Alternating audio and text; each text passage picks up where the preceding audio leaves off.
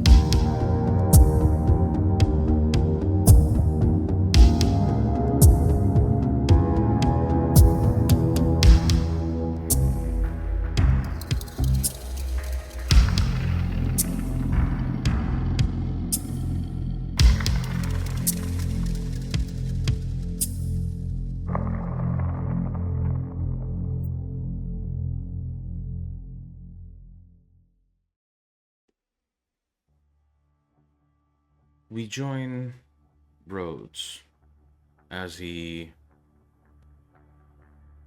finds himself in a long hallway.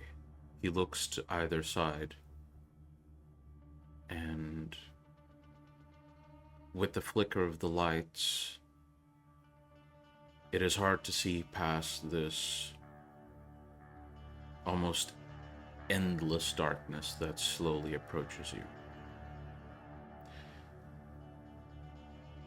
As you look around in this uneasy panic, you hear this screeching of metal scratching against the wood, the stone. And you hear a faint cackle echoing throughout the hall. What would you like to do?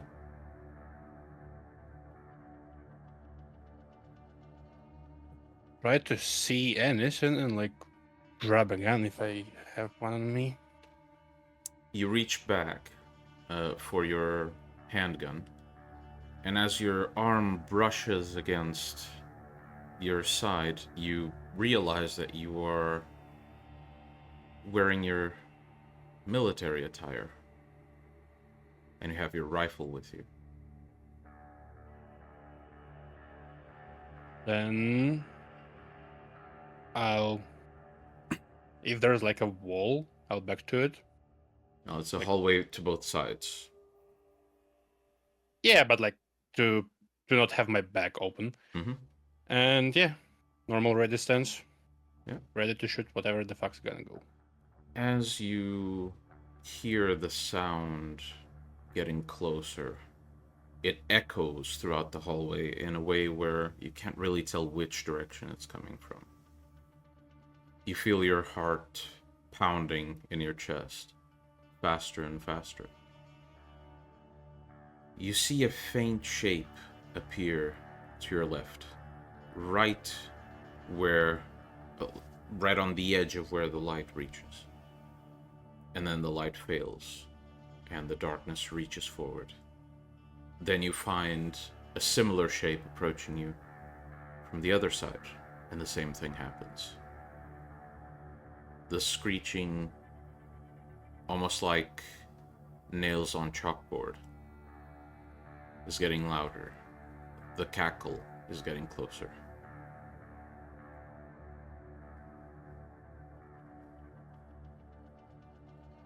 Assume next one's gonna appear on the left, so I'm gonna like do a burst that way. You aim your rifle, and without hesitation, you pull the trigger. And there's a dry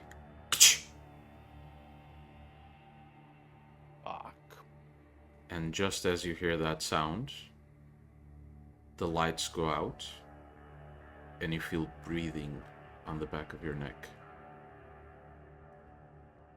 You see, for just a flash, a pair of deformed, clawed hands digging into your chest through your uniform.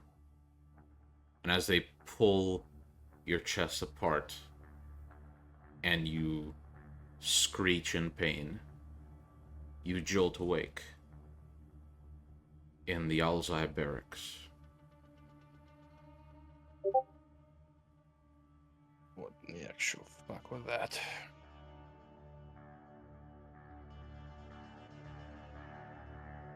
Is anyone around? You look around. The barracks are pretty empty. It seems to be the end of the workday. So, while there's no one here, you do hear the occasional walking in the hallway just outside.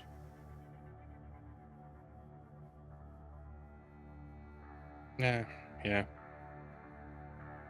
I'll go check how long I've been asleep at least. You look at the clock.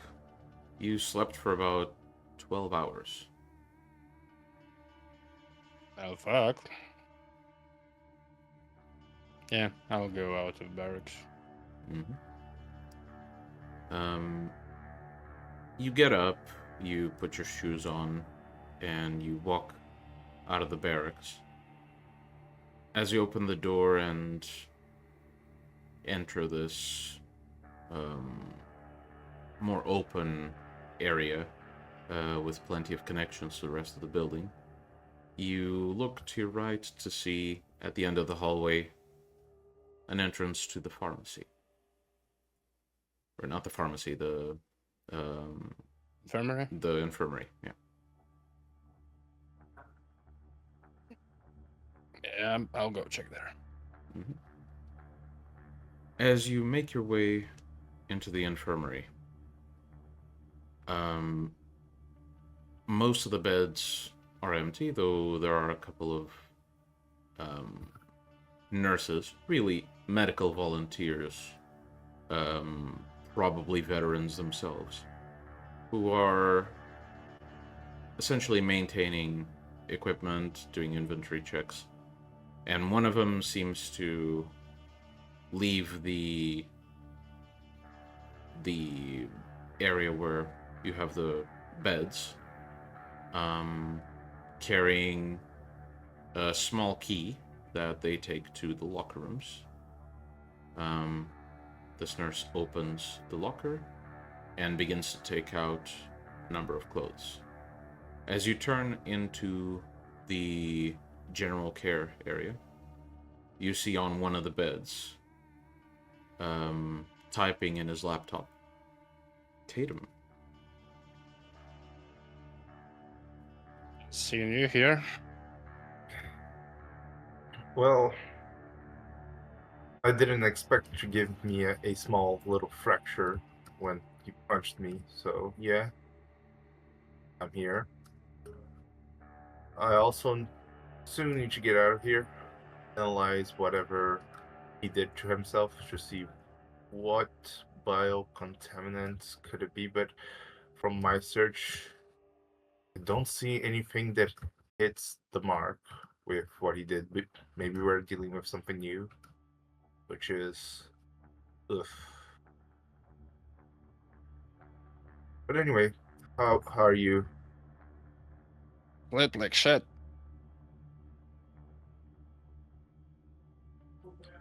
Really? Yeah. I expected you to be maybe a little bit more frenetic from, well, what we saw in the fight that ensued a little bit. It was indeed fun.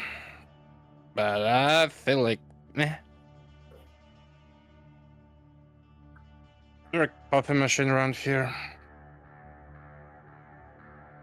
Well, not really. This is just the infirmary. The only thing that is, well, If in here one that of the you nurses passes by, I go like, "Excuse, ma'am, there's a chance to get a coffee around here?"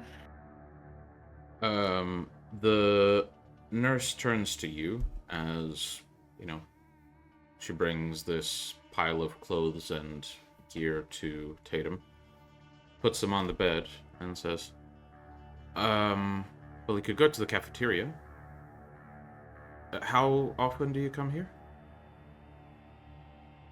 Decently. So, Often.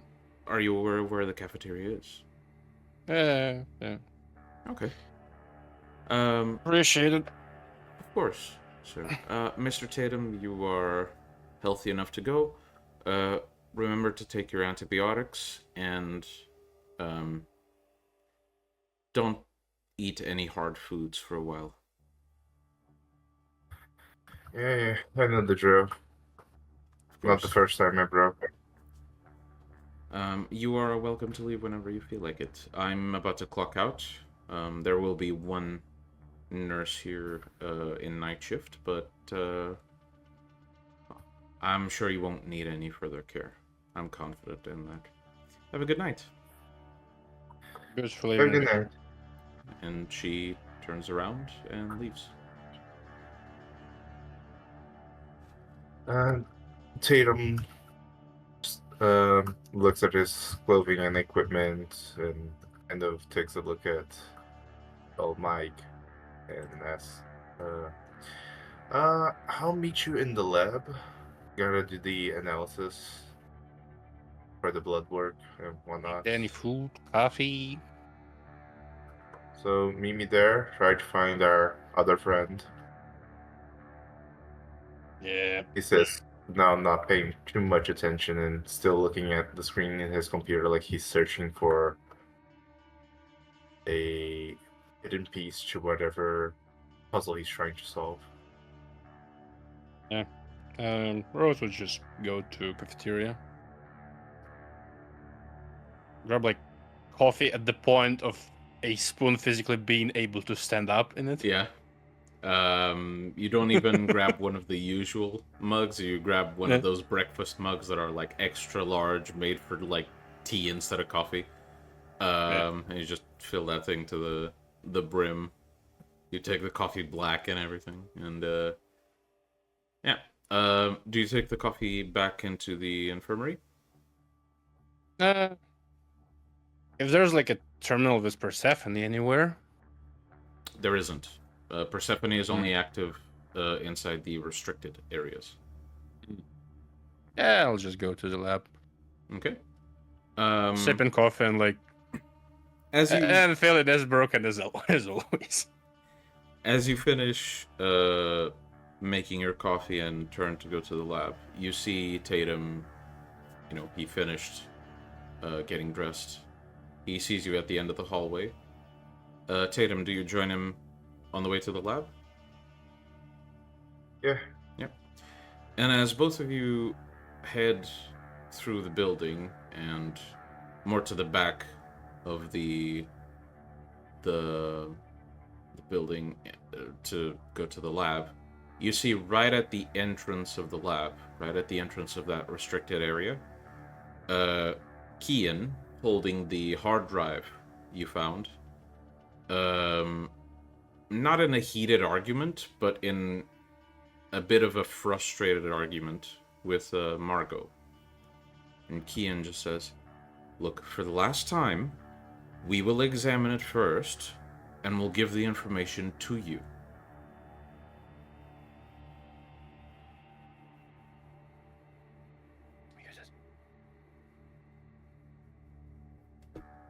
Amalia, you're muted. Amalia, you're muted. We already found it. Why not? I'm aware you found it. I'm aware. But there are things you are not meant to know just yet. You will. But it's best our team handles this first. Anything you found in the field, you bring it to us. We'll take a quick look at it. And we'll give you the results you need. Remember, you're still being tested for that promotion. We can't trust you with everything. I'm just confident you'll succeed. Fine.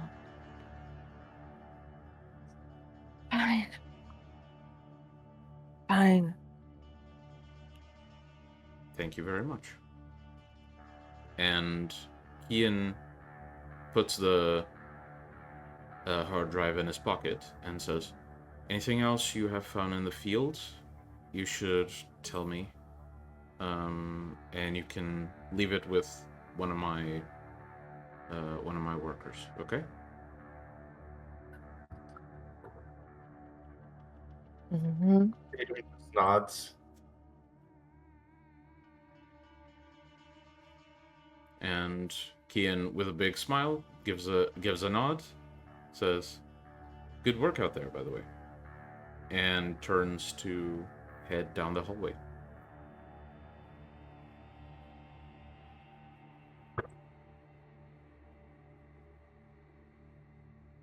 Tatum waits for him to be far enough away. Also, make sure there are no cameras focusing on him, or they have audio on them.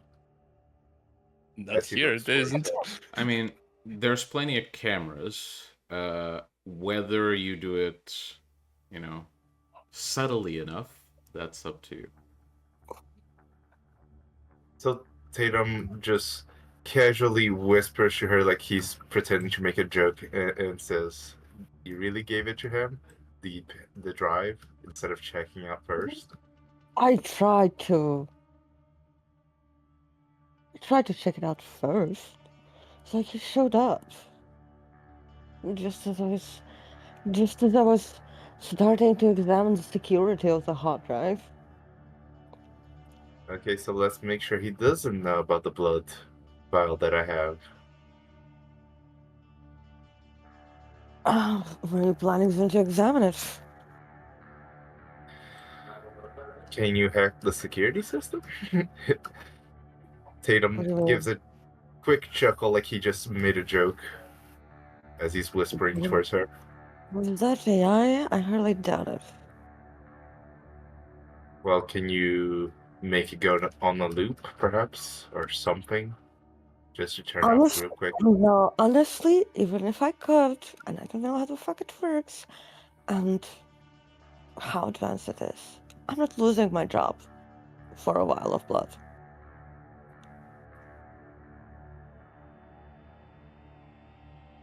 Okay? Well, do you have any equipment that is yours that we could use to analyze this blood?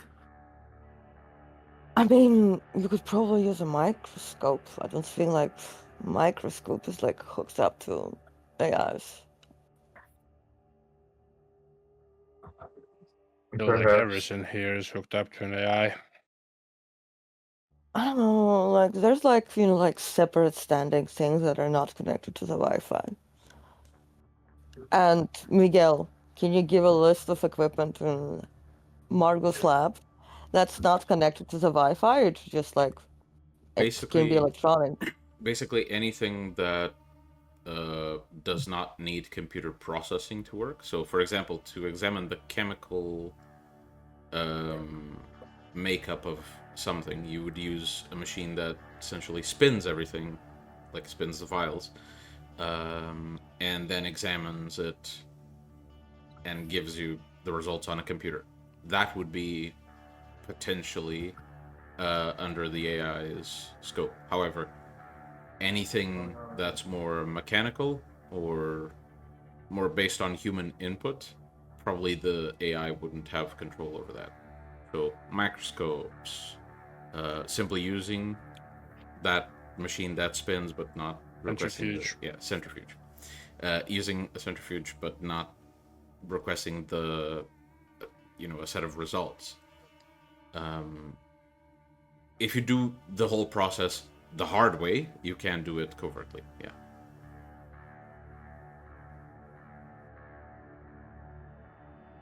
Oh, then I guess I better go to work then. He says, clearly annoyed that he's not allowed to use any equipment, high-tech equipment that could be of help. I'm gonna get to work. You guys need anything? Not really.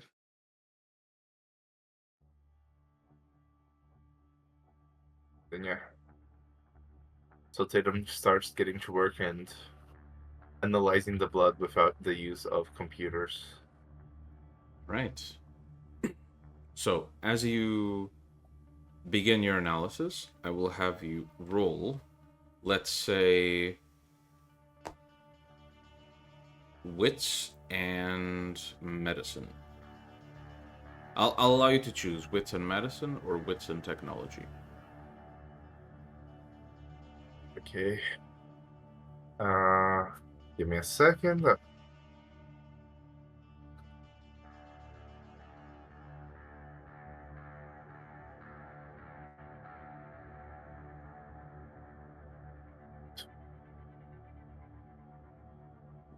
I'm gonna go with wits medicine.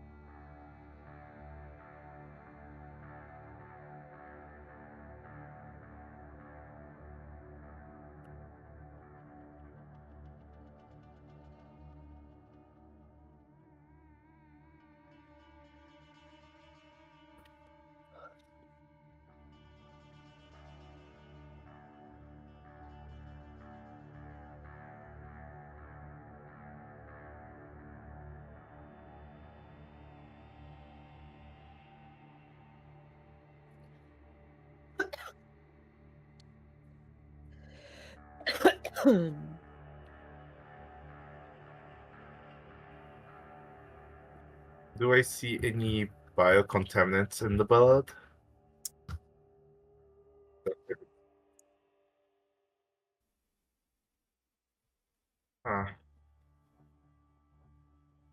There are mice, right? In the lab?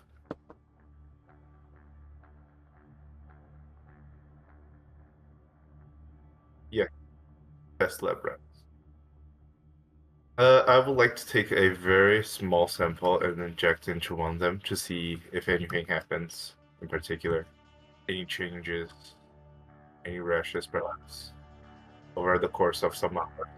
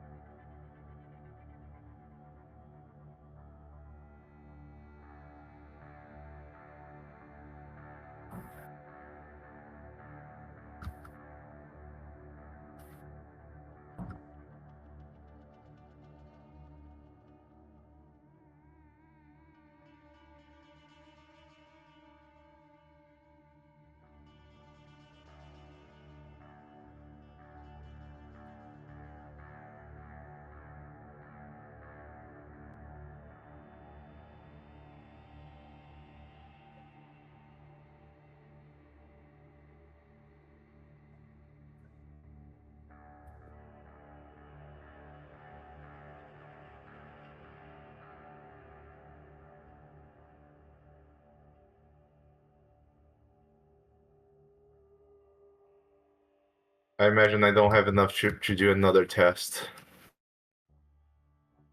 Fuck. Okay. These are very fucking interesting notes. I guess I'll, after I'm done compiling everything, I'm going to meet up with the guys, the group, the Giga Chats, or whatever they wish to be called.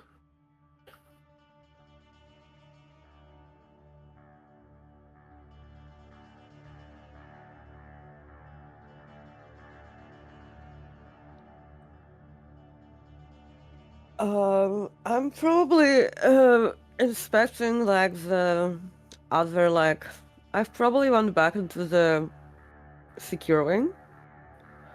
To basically have a look at other things we need to do. You need to remind me.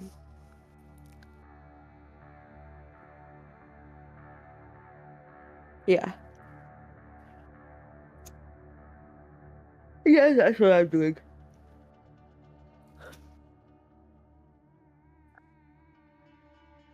Oh, but If she needs help with that, I can help. I'm not really dumb with computer either.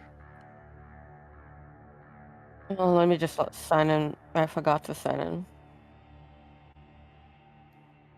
I have 2 successes.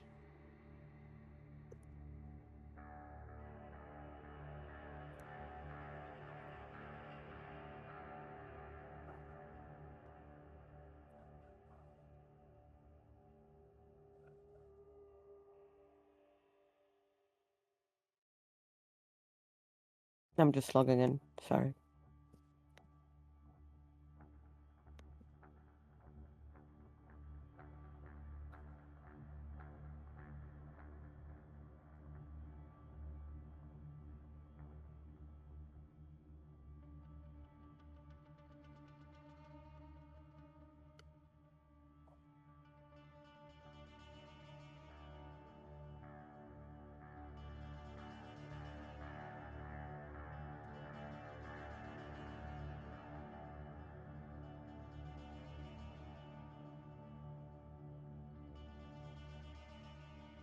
Okay, what's in computer? Wits and computer, please.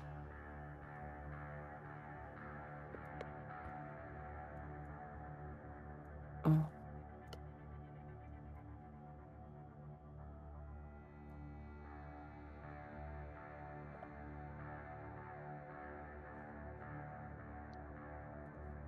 Oh, that's wrong.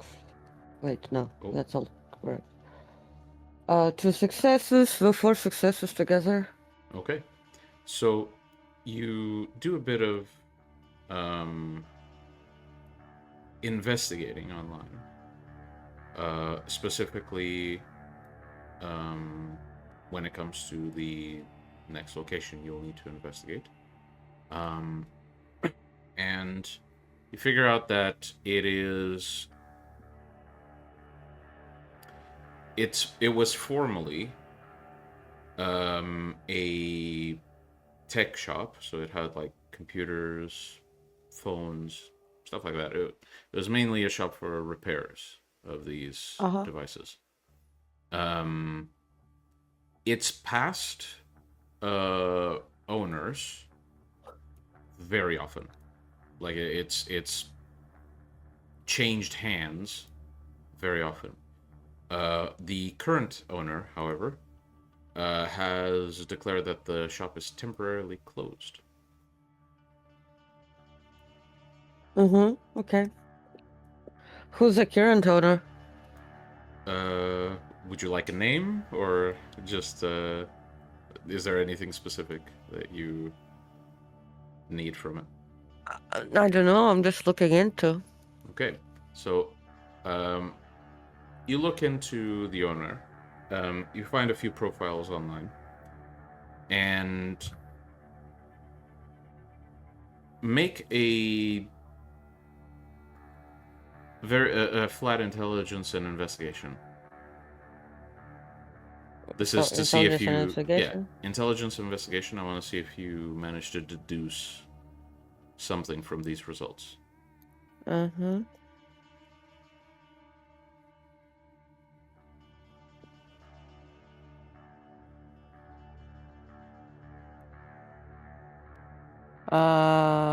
Four successes. So, after looking into the online activity this owner had, you find something odd. It seems that he's active in very sporadic patterns. He may go like a year without any activity, and then he has a couple of weeks where he's posting frantically, as if he's posted the entire year like that, and then he goes silent again. You find this kind of odd, and so you look online. What happened in general during that time? You find that the first time that this happened was in the early 2000s. And the more interesting times this happened were in the past year, where you had sometimes big events within the city where like big news stories in the city where at first there were some problems with like a drug epidemic. You'd remember it vaguely from the news, that there was this drug epidemic in LA. Then the drug epidemic vanished, and the guy vanished too. And then there was this absolute slaughter within Santa Monica. And he was very active. Yeah. And then, again, after a couple of weeks after, the guy vanished. Notably, you find that there was the aforementioned nuclear meltdown that happened in recent months. And the account had probably the longest streak it ever had of activity. Just constant posts and inquiries and a lot of activity for approximately a full month for it vanishing. Wait, what is the content of these activities? He seems to go into forums, blogs, and comment and theorize with a bunch of people. And you find that a lot of the time he asks a question. To give an example, like, do you think the government had anything to do with this? Do you think this is a cover-up? Sort of like a, conspiracy. Oftentimes, his posts get way more traction than you would expect for a post like that. And when you check the traction, a lot of the well, obviously there are a lot of AI bots responding to it. You can kind of tell because this is part of the stuff you work on. Um, it strikes you as odd that some of the messages that don't sound like AI bots are very nonsensical. For example, in this context, you think the government had anything to do with this? One of the comments might be like, apparently, lemonade might be involved, and it doesn't make any sense, really. So there might be something there, but you don't really manage to figure out what.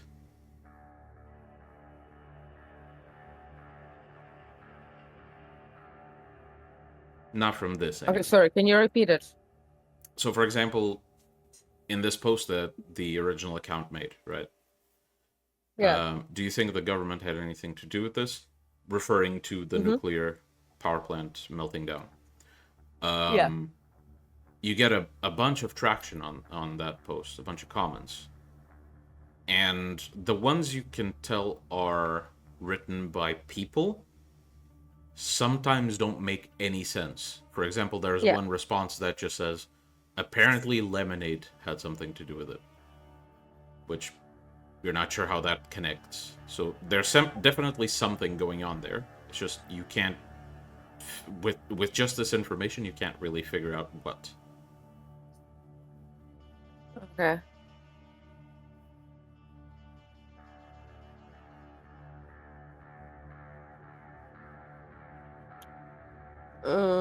Anything else? Nothing you can find right now. No. And at this point, if you would like to, Tatum, you would be done with your experiments, and you can rejoin your friends, colleagues. So at yes, Tatum walks in casually. As he notices that they're doing some research. Yes. So what are you guys searching for? Well, I'm looking into our other lead. Apparently, this guy is like the current owner recently said the shop is temporarily closed, and that it's and that's he's like usually very sporadically active. He's like, you know, and usually during like big events, like the drug epidemic, or like during the recent Santa Monica shit show, or like during the nuclear, like just like, yeah, like generally he's very inactive, but then He gets active. yeah. I also have news, though mostly bad. Unsure, yeah. So you remember the very ugly guy that escaped, right? I mean, if we can forget him. Yeah, I did some looking into his blood, and some interesting, though very concerning things did show up. One is that his blood was the blood had a sweet smell to it. It also had a darker hue than normal blood. Usually, it's determined to be, dead blood when it goes dark, but it still had the same consistency and apparently physics to regular blood. So I find that weird. There was also an interesting result when I injected it into mice, which I'm not sure if it's because of blood or just because of the mice in general, but it became more active, hyperactive, perhaps. Also, the weird thing is when I was analyzing it, every time I seem to mix with some chemical, it, usually I lost part of that sample because it just went bad really quickly. And last thing, which is the most worrisome, is, well, when you see a person like that, you expect them to have, some sort of disease. I was expecting some sort of leprosy overhaul or overtune virus or bacteria or something like that. But weirdly enough, when checking out the blood, there was no bioindicators of any sort of infection. Okay. It didn't Which is, look not infected. so he was not affected, but he looked like that. That shit looked downright bad. I mean,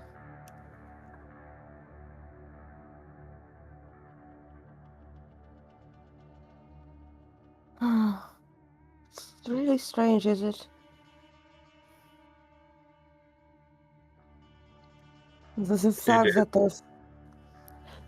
that there's something, some type of targets or opponents that our armor is protecting us against, but we're not told what it is. Like, what are we fighting against? Aliens here? Is this an alien infection? I have no idea. There was no, like I said, no bioindicator of infection Okay. whatsoever. That just looked like human who had a fucked up week. Really? Really? Do you look like that when you had a fucked up week?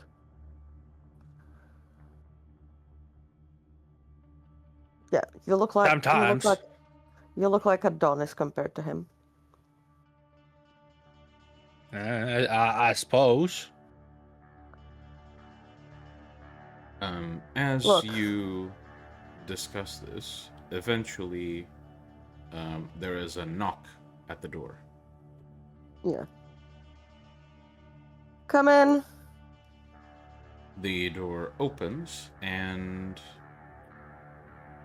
a rather small man who looks like he's seen better days. He looks very stressed. He looks to you, the three of you, and enters the room with a small blue plastic box. And he speaks up. Are you the current members of the secret team? Yes. Okay, I have a message from the CEO. I'm supposed to give you your dosages for tonight. Yes. Margo reaches out her hand. The man fumbles around with the box, and eventually you hear a clacking sound. He opens the box, takes a vial, hands it to you. Mm-hmm. And then takes a second vial and hands it to Tatum. Mm-hmm. And then takes a third vial. Tatum, Oh, yeah. yeah, Tatum grabs the vial. Yeah. And then takes a third vial and looks to Rhodes. The boss said that I was supposed to offer you a dosage if you wanted. I'm doing better now with sleep. It's okay. Okay, if you say so. I didn't know saying no was an option. And he nervously puts the vial back in the box and says, Right, when you take those dosages, I'm supposed to take the vials back. Okay. Margo drinks it. Mm-hmm. Well, Margo empties the vial into her mouth Okay. Uh, And hand it to him. the man takes the vial, caps it, puts it in the box, looks at Tatum. Tatum will do something. So Oh God. he's going to open the vial, but he's going to make it so it looks like he accidentally drops some on the floor, Okay. like a drop. just- Make a manipulation and performance roll, please. Oh god. And as none of you have dots in performance, difficulty goes up. Yeah. Well, None of you I'm are Irish. I'm going to fail miserably. Amalia, it's like, you're not that guy. None of you are Iris. Yes, of course. We are not that gal. Hilissa, please. Praying to the god, huh? Nope. Right. To the Yeah, gods. as you pretend to drop it and it falls on the floor, the man watches you and says, "Oh, it's okay. I'll get that." And he reaches into his coat pocket, takes out a handkerchief, and makes sure to get all the liquid off the floor. Bottoms up. Okay, so he's not looking at me while he's doing that. He's Well, cleaning, now right? he finds you very suspicious. So do whatever the fuck you want right now, but you'll have to We'll Pay roll, the and consequences later. you'll have to roll, and he's paying attention. Fuck. Margo just looks at you with her mouth shut, just like shaking her head. Sorry, it's just been very difficult day. I'm very tired. Been Well, I'm doing a sure. lot of reading. I'm sure your Haven't dosage been- will fix that problem for you if you just. And Tatum will put it in his mouth and, drink some of it to pretend like he drank everything, but leave a little bit under his tongue, perhaps, of the liquid. Okay. He looks to you and says, "Open your mouth." I open. Yeah. Seriously? And he starts examining You to sus. see if you drank it. Are you keeping some of it under your tongue?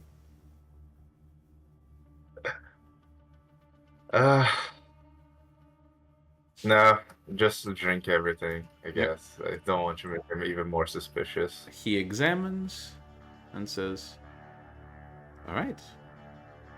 For a second there, I thought I might have to report you to Kian's boss, but I guess not. Right. That was it. Sorry to bother you. Have a good night. And he closes the box. As you And leave. Margo, Yeah. please make a charisma and performance roll. Because you've been quiet this entire time with your mouth shut, filled with liquid that you haven't drunk. And you usually are the mouthiest one, so... Listen! Yes! Yes! One Hey, what success. did she roll? Yeah. That is Oh. one success. So it appears that he's been Margo basically is just like as if she's back at the computer. because of Tatum's Distraction. recent happenings, the man Mischiefs. feels like he rooted out the one suspicious party, so he feels pretty satisfied. So it doesn't seem that he picks up on the fact that Margo hasn't spoken this entire time. And he leaves with the closed box with the 2 empty vials and the 1 dosage that hasn't been taken. As he leaves, Margo approaches Tatum, right? Mhm. Extends a hand quietly. Tatum extends his hands, confused a little bit. Then Why, Margo... does it look like Yeah. she's holding the liquid in her mouth? I mean, she hasn't she hasn't spoken this entire time. And given what Tatum tried to do, which was quite obvious to everyone Yeah, present, but Margo basically. Yeah, you can Wait, put wait, two wait, and wait. two together, basically. Wait. Margo looks to Tatum, then looks to Rhodes with a warning gaze, and then takes Tatum's hands and just like basically mentions him to follow, because she's basically looking at like where the cameras are. Are there cameras in our room? There is one camera, but while you're here, camera seems to like move once in a while over the room. Doesn't capture the entire office, so you can just do whatever you want while the camera's on the other side. Basically, when the camera moves to the other side, Margo puts a finger to her lips while looking both at Rose and Tatum. Then she grabs she takes out this small plastic bag, like anything that could basically hold, and spits out a Rhodes tiny has like bit. Rhodes has like a cup of coffee. That is basically And she's- almost empty at this point. Yeah. Not cup, actually- mug. But yeah. Actually, she's just gonna take her like glass of water, like empty glass of water or something, Okay, or maybe sure. plastic. Oh wait, other like is there like There's a water a water dispenser cooler, with- yeah. Yeah, so she like when the camera looks away, she takes out like a plastic cup, spits out a part of the blood that she held in her mouth. Well, she doesn't know it's blood, but we know, and then swallows the rest. Okay, so as you spit out a bit of it, you notice... Well, actually, let's see if you notice. Perception and, let's say, science. You Yes, should- You should have a good score of this. You're a scientist, so... Hail Pelese. Lucky for helper. 1, 2 successes. Are those enough dice? I think you have more than that. I have 3 dice Oh, in no. perception, Yeah, 4 yeah. dice in science. Okay. Yeah, So that that's good. is one... Yep, that's two Two successes. successes. You notice that the liquid previously looked red but slightly see-through, very slightly see-through. It is way more see-through when it comes out of your mouth. Mm. It's still sort of reddish, but it's getting to like skin colors of of like red. Yeah, when you Okay. shine the light through your ear. Mhm. Yeah, for example. Okay. And Margo hands this glass to Tatum, and then continues. So basically, we have like I've investigated the leads and the shops. We should go there. And she basically, when the is if the camera has moved back to her, like them, right? Mm-hmm. She reaches out to the cooler again and pours herself a glass of water, right? Drinks it. Well, actually, the first one she hands to Rose, and then she reaches down and grabs another plastic cup of water for herself and drinks it. And while the camera is looking at her, at them, she basically says, so she basically relays the information about the lead more in detail, right? Mm-hmm. And as the camera starts moving away, she basically mentions waves at the computers and taps her ears. So and puts a finger to her mouth and pointing to the cup again. Yeah. And what did you find? Yeah, so I propose we go and investigate that. Also, is Tatum still wearing that uniform? Tatum is wearing the clothes he had once he came back to HQ. He had to take them off in the infirmary to basically get care, but otherwise he's fine. No. Is he wearing? Because remember, his medical uniform had Persephone. Yeah, he is. He's wearing it. Then she points to his uniform, right? Mm-hmm. And also taps her ear. Tatum looks at her and says, "Well, maybe we should also do a little recon, pretending to be civilians. Let's put on some more regular clothes." I think I'll just keep the armor under. And Tatum will go and take out a fresh, regular set of clothes, and maybe he will keep just the armor also, but he'll make sure to take out any tech related that could give away and hear what they're talking about. Okay, so you're not taking Persephone with you. No. Got it. All right. So, I suppose instead of gearing up, you geared down, and you make your And way I just to... put some of my clothes. I just put some of my clothes like on top. Yeah, that's fine. You said this armor is very like yeah, it thin. is very sleek, so you can put whatever you want on top. It's basically not noticeable unless you know what you're looking for. The only caveat is that the armor does cover your neck quite heavily. So unless you're wearing a turtleneck, that is very visible.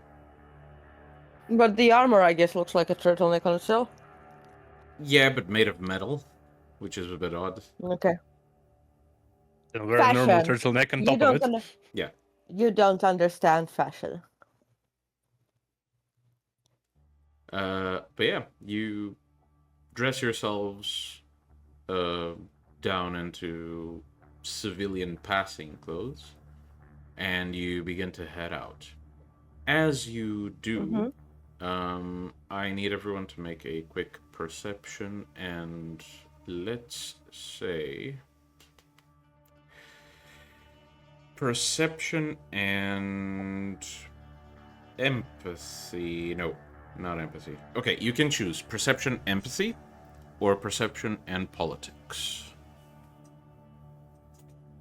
I'm gonna choose empathy. Empathy, just because I don't have politics. Yeah, Either way, these things a will roll's give you gonna be very, very different. I have 2 successes. Does My God. motives count? I have a 0. Okay. Does motives count to this roll? Motives. For... Yeah. If you're rolling empathy, yes. Just keep in mind, rolling politics or empathy gives you very different results for this. So, if everyone's rolling empathy, everyone's gonna get the same type of info on this. I rolled empathy because I don't have politics. Okay. Holy And shit. it's 0. I got 0 For as me, well. it's 0. Yeah. Okay, and Margo got 2. Not bad. Yep. 2. You rolled empathy as well? Yes. Okay. So, Margo, as your group is walking out, you spot Kian on your way out, and he's speaking with someone who has their back to you. This gentleman who's almost as tall as Kian, with very slick black hair, brushed backwards. He's wearing a very, very, very fine suit. And the body language alone gives you enough information. Whoever this guy is, Kian is speaking to him as if they're equals. The entire time you've known Kian, he's never done that with anyone. And it almost feels a bit offensive to assume that someone would be treated that way by him, given how you particularly see him. Okay. And yeah, you guys head to the garage. Which car are you taking? Company car, mind you. Or are you taking one of your personal vehicles? You can take my car. Okay. Let me... Okay. And Yeah. You drive out to the new location you have to examine. It takes you a while to get there. As you drive out, do you speak at all? Once we're out of the buildings, I look to Tatum. Did you manage to store it somehow? Will Tatum have like a spare little small vial? You have put it in, since he had I'll the roll equipment. for it. I'll roll for it because you had the equipment, and you did dress down after obtaining the sample. So I'm gonna roll real quick. Okay. You managed to very, very, very covertly, though it was kind of a very nervous moment for you. You managed to covertly put it in a small vial, that the same type of vial you used to take the samples. You managed to put it in a very small vial and hide it in one of your pockets as you headed out. Tatum just nods at her.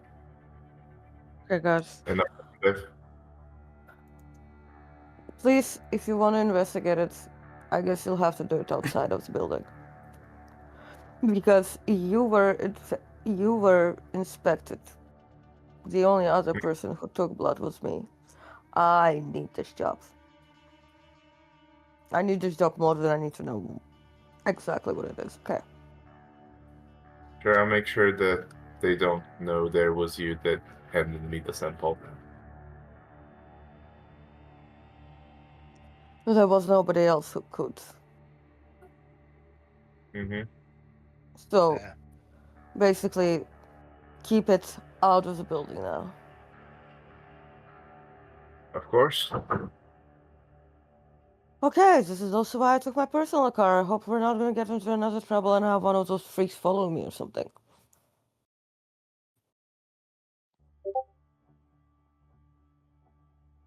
Because I don't know if their cars are, like, mic'd.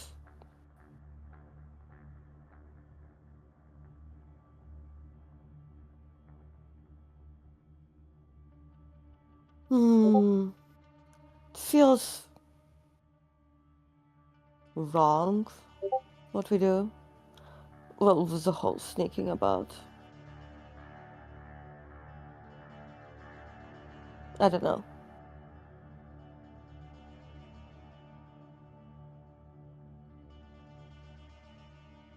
I don't know. The whole bullshit with Tim's. I don't like it. Put it simply. Well, let's go. Here's to hoping that our next spot isn't gonna have some weird monster again. It's fucking not. All right. I do have the gun though with me. The gun's with me. Oh, so you And I brought your replaced the gun. taser. I do have my gun. It's my personal gun. Okay, got it. Hell yeah. America. Merc. So I exercise my First Amendment rights. Second. Excuse me, lady. First Amendment is talking shit and not getting shit for it. Second Amendment. Uh, Right like- to bear arms. Well, Second this Amendment is your gun. Excuse me. Me saying that me carrying my gun is my First Amendment rights. It's also exercising me my First Amendment rights to talk about the Second Amendment like it's the First Amendment. I see. The actual First Amendment. Got it. Anyway, you. So I like Tatum will ask for you to drop him off so he can give a quick look as you guys are going to check out whatever. We'll just wait for you. Okay. Okay. Like it's so- best to be in bigger Who got groups. nuts in a car? Who gonna miss us anyway? Cop walks by, gives you a pleasant smile and wave. You just go. Feel suspicious. Nah. Better not risk it. Nah, pistol is like too little. Oh, my internet is lagging. Mine is okay, so it might be on your end this time. Okay, let me just like I'm gonna reconnect to the call quickly. Mm-hmm. So, as Margo is taking care of some technical difficulties. I've taken care of them. Okay. So, Tatum, you exit the car. What do you do?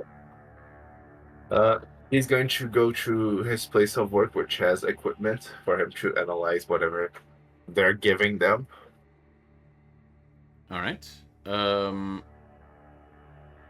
Is this at your place of work, or would you have some stuff at your own home? Probably at my own place. Okay. Just to warn you, if you do this at your own home, I will up the difficulty slightly, because you don't. I would have a very hard time accepting that you have an entire working lab at your home. So you do have some equipment there, definitely. But you probably wouldn't have an entire functioning laboratory worth of equipment. Yeah, okay, then it can be my workplace, Okay. my regular workplace. Yeah. Well, you have the keys to access it, so you open it up, head inside, and you begin examining the sample. Would you do me the courtesy of rolling intelligence and medicine this time, since you're taking your time? Okay.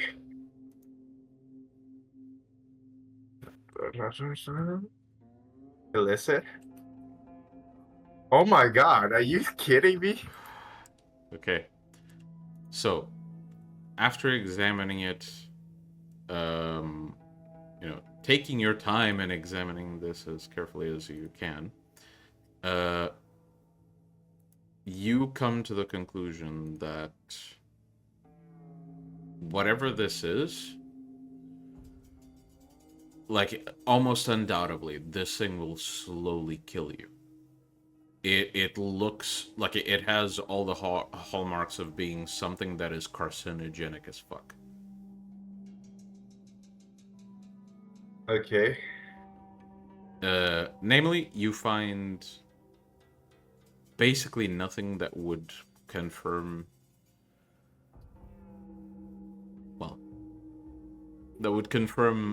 what you suspected, perhaps, that this might have some blood derivative added to it. You find nothing that would indicate that. Mm-hmm. And yeah, after you make all of these tests, you head back to the car with your buddies.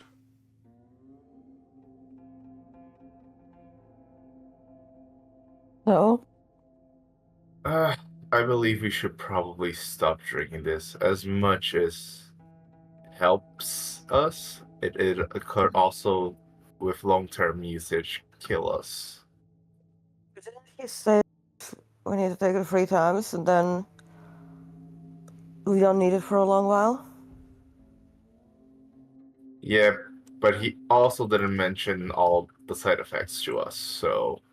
Yeah, but I'm not thinking, like, look, if both of us say no tomorrow, after the shit you pulled today, it's gonna be suspicious.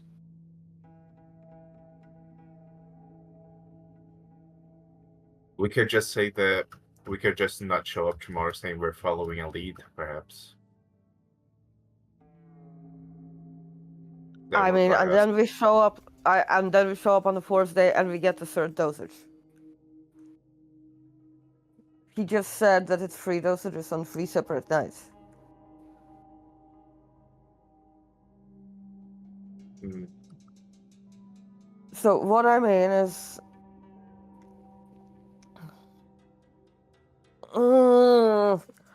basically, Margo like hits the fucking wheel as she's The driver's wheel as she's continuing driving in frustration. Look, it makes sense if you um don't drink another one after today, right?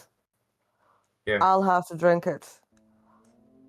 Safest would be for us both to take the third dosage and then just never take it again.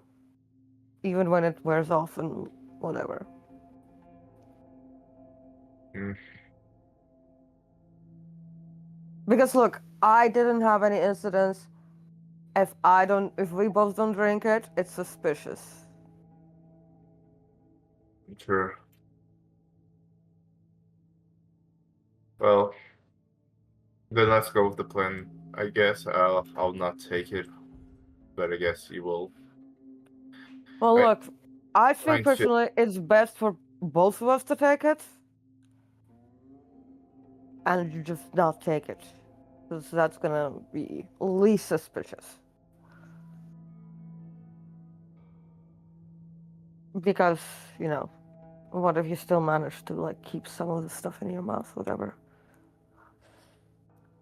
Yeah, but he'll probably check me at least. Yes, he'll check you and he'll maybe check me. What I mean is that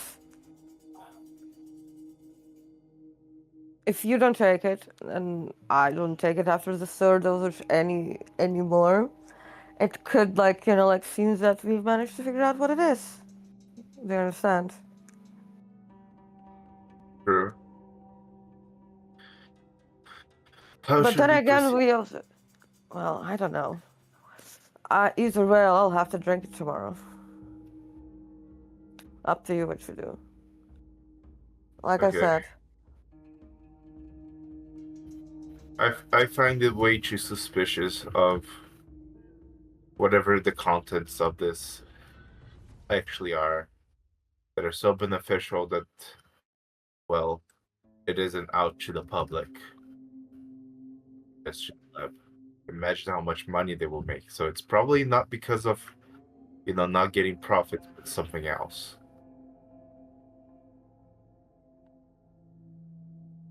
So I still haven't figured out yet with that small sample you got me. Yeah, I mean, it also changed a lot after being in my mouth. You've seen how the color changed, right? Yeah.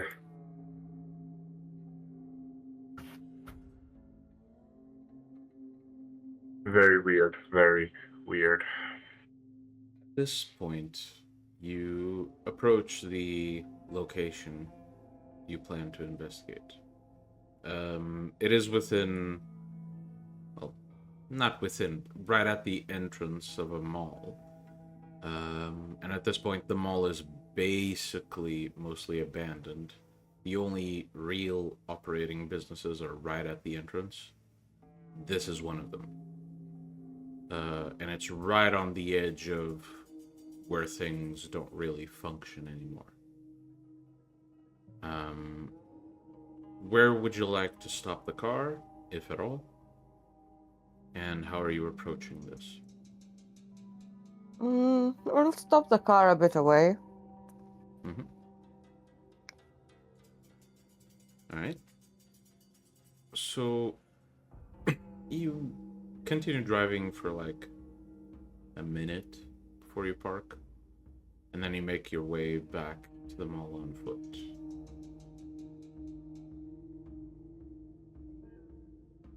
What gear are you bringing with you? Are you bringing guns with you, or are you Concealed. okay? Yeah. All right. Well, Margo, since you are concealing your weapon, just roll me a manipulation and firearms, please. Ah, yes, one of my best dice pulls. That's why I asked for it. Actually, That's it 3 is. successes. All right. So you managed to, like, put it in the midst of your outfit in a position where it's not really, like, it doesn't really stand out. Maybe it makes you look a bit more out of shape than you actually are, but that's about it. Rhodes, are you taking your gun with you? Yeah? Hidden? I on rear? have holster for that shit. Okay, so with Ultra, it's gonna be visible. Do you want to conceal it at all, or not? No, it's just conceal carry holster. California Okay. is conceal carry only. Okay, so since you have a proper holster for it, I'll have you make the same roll, but it's I'm a bump down the difficulty a little. Actually, it's like my second best roll I can do in this game. So, Go on. oh no, but like third. Appelese. Watch him roll all ones. Watch him rolling. That. Okay, yeah, that's fine. Or 3. That No, is 2. 3 2 successes. for sure. No, it's 2. It's 2 ain't the Sorry, difficulty sorry. for sure. I didn't see the 1. Yeah. So you both managed to put your weapons quite in a concealed position. Again, it might make you look a bit more out of shape than you actually are, but that's about it. Otherwise, it's very concealed. Unless someone searches you quite thoroughly, you're gonna be fine. Tatum, do you have a weapon with you, and are you bringing it?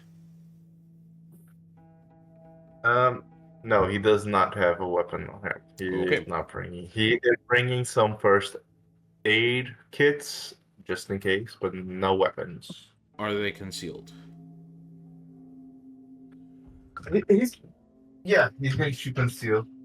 All right. In that case, for that, let's follow the just to be fair. Let's follow the same pattern. Manipulation medicine, please. Mm-hmm. The dice gods are not with me today. I will admit this for everyone already. RN Jesus has Not used to abandoned be you. a weak human. Oh, Pride for never the god. fucking mind. Never fucking mind. Yeah, you managed to conceal it quite successfully, as successfully as the others. The And- dice gods have pity. For now. Just wait For for the now. first combat roll. Right. And as you conceal this gear somewhere in your outfits, you begin to head closer and closer to the shop. What is your plan? We have no plan right now.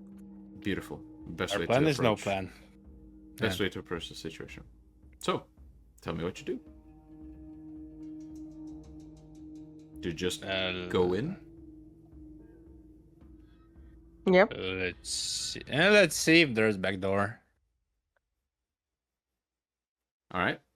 So, is it fair to assume that Margo is heading in through the front as if she's minding her own business, and Rhodes is doing a bit Yeah. of scouting outside? Yep. Yeah? Mm-hmm. Okay. Tatum, who are you joining, or are you doing your own thing? I'm gonna follow them for now until specifically? there's something that needs to be investigated while they're running around doing something else. Okay, but are you going with Margo or with Rhodes? Let's go with Margo. Okay. So, Rhodes, you can make me a perception and streetwise, or not streetwise, perception and larceny. And Margo and Tatum. You approach the front of the shop. Looking inside, you see no one really at the counter. The shop is open, from what you can tell. It's just there's no one really working the counter right now. There are a few electronics on display, but valuable stuff is behind the counter, from what you see.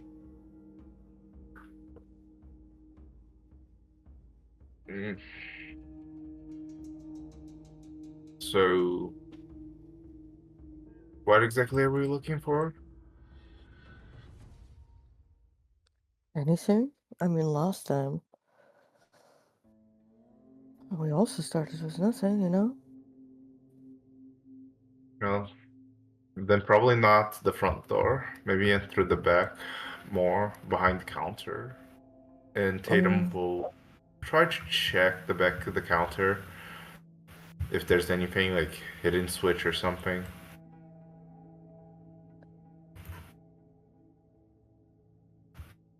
So you make your way Is into the there- shop straight away. Yeah, he walks in quietly, making sure It's there's open. no. Well, Is it open? you try the door.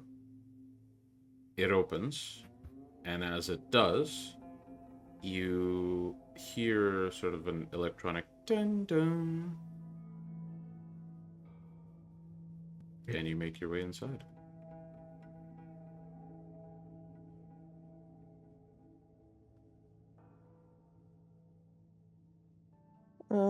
Margo, after giving a look around, follows him. Mm-hmm. As Margo looks around, eventually the door behind the counter opens, and a man who's a bit disheveled, but looks like he's been working on something in the back, dusts his hands and goes to the counter and simply waits, seeing if you need any assistance. So this is the same shop that was claimed to be temporarily closed, huh? Mm-hmm. Margo just browses the shelves.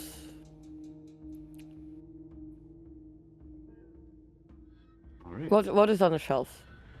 The shelves have some phone cases, some like electronic goods on display, like cables, controllers, and such. Make a quick perception investigation roll, please. Tatum, what are you doing?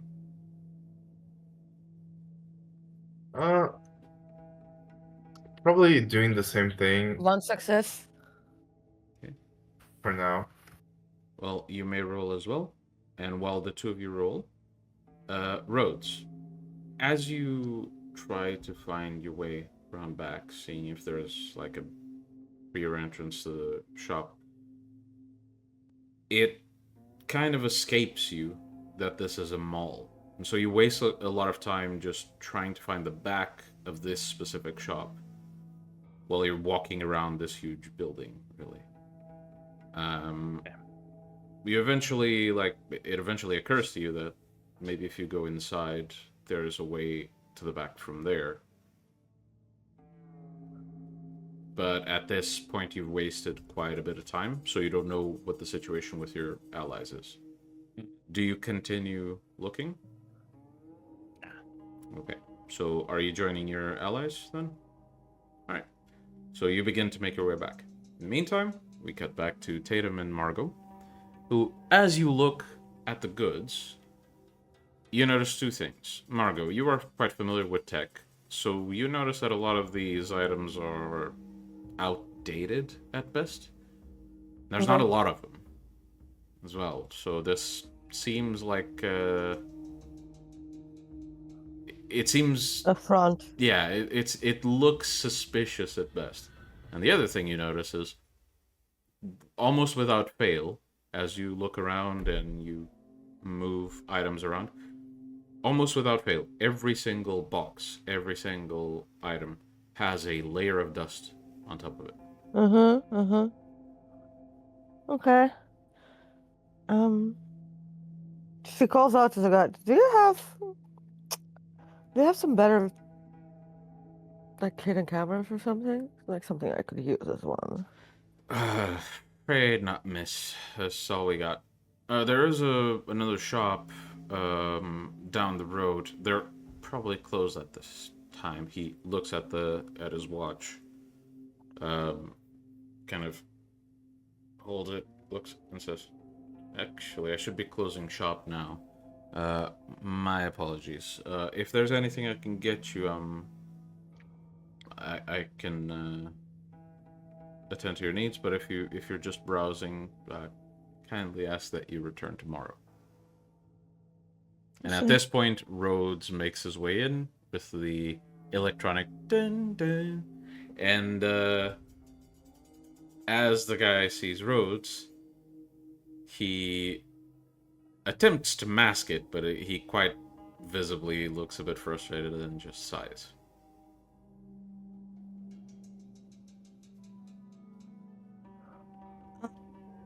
I look to Tatum. Then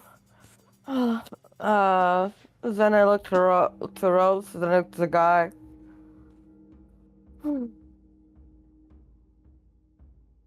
Very well then. And she starts going out. Rhodes would And probably like Will grab follows. off the shelf like hunting camera if there's one. You grab a camera. Yeah, I'm just gonna buy it. Okay. Not gonna steal it. So you look at the goods on the shelf. I'm not gonna have you roll since the others have already succeeded at this. I can just allow you to notice. The same thing. You grab the camera. You look at it. Look at the price. Seems pretty okay. You go up to the counter, put it down, and the guy begins checking the item out. Tatum and Margo, do you just leave, or? Yeah, I'll follow Margaret, Okay. making sure to look too suspicious. All right. So the two of you leave. As the door opens, once again you hear that electronic sound, and door closes behind you.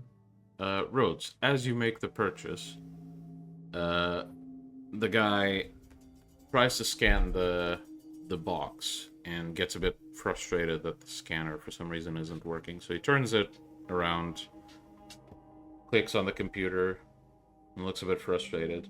Seems to hold his hand out. How familiar are you with machines, Rhodes? Technology 3. Yeah, so you notice that he basically noticed that the computer was turned off, so he's turning the computer on. And after he does so, he types in the code, looking at the back of the item, presses enter, and says, all right, that'll be $14.99, please. Much obliged. I'll give him like $20. He takes the 20, opens the cash register, and looks for a moment and says, one moment. He puts your $20 on the table and reaches for his own wallet, takes $5, puts it on the table, takes 1 cent, puts it on the table, slides it your way, and takes your $20, putting it on the cash register, and closes it. Have a good day, sir. Or night, I guess. More like good night. Yeah. I'll just take the camera and to leave. Like I'll leave the box. $5. Mm-hmm. He looks to the money, looks to you, and well, you turn around so you don't see what happens. And you simply leave. Once again, you open the door, dun, dun, and off you go. I'll probably find those two like a bit further away. Yeah. But I assume you guys reunite. Yeah. Yeah. So that fellow over there didn't have his computer turned on, nor did he have any cash in the register. Well, that just confirms the shop is a fucking front. I mean, their website said that it was temporarily closed, but we walked in like nothing. Yeah, something definitely is fishy in there. He's hiding something, for sure. Yeah, but we can't really, like, break in, right? I can't really push him to the wall and question him. We can. Oh, you Not want to real do that? legal. Yeah, but That's probably not the best idea, especially since, well, other people passing by could call the cops on us. exactly.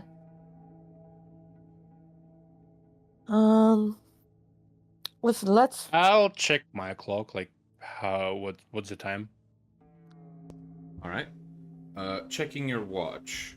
I need Margo and Tatum to make a perception and alertness roll, please.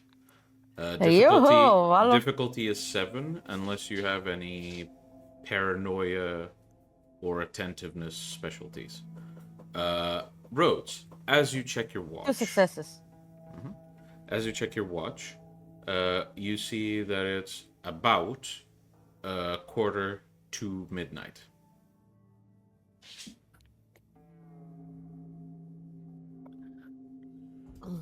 It's 2 Amalia got successes. 3 success. Oh, 2.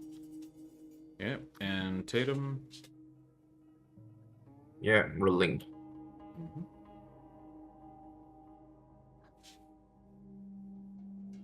I see something. Okay, so Fuck, you're old. both got 2 successes. He does see something. Both got 2 successes. This is funny. As Rhodes looks at his watch, both of you notice, right for a brief moment, and you try not to make too much of a fuss about it, that on the other side of the road, walking down the street, is the same small man that handled your dosages. Really? And he seems to be, as he walks down the road, he glances towards you and continues walking forward. Uh-huh.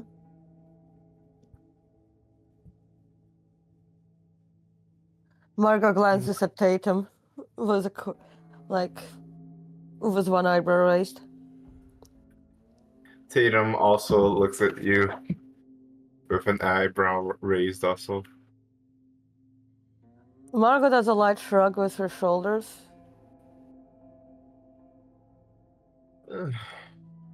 Tatum just looks at her his eyes makes a movement that seems to say, "Follow him?" Uh-huh. Question Well, mark. he I'm in starts. position to ask questions right now. What?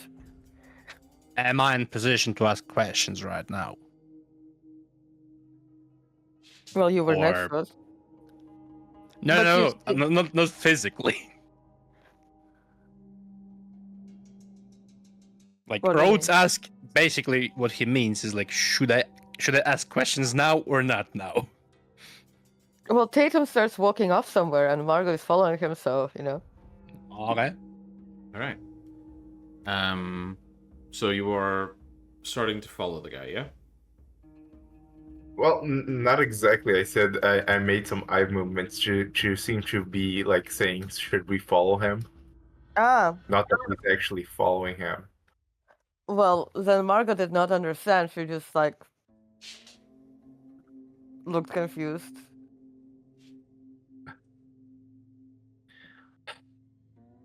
So I mean, he was on the other side of the road. You can whisper now. So Tatum whispers, "Should we follow him?" I mean, is that our task? Are we being paid for that? No, but don't you find it suspicious that he's here? Yeah, but he didn't exactly hide his presence, did he?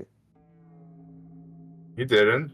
At the same time, it doesn't mean that he's not here on business.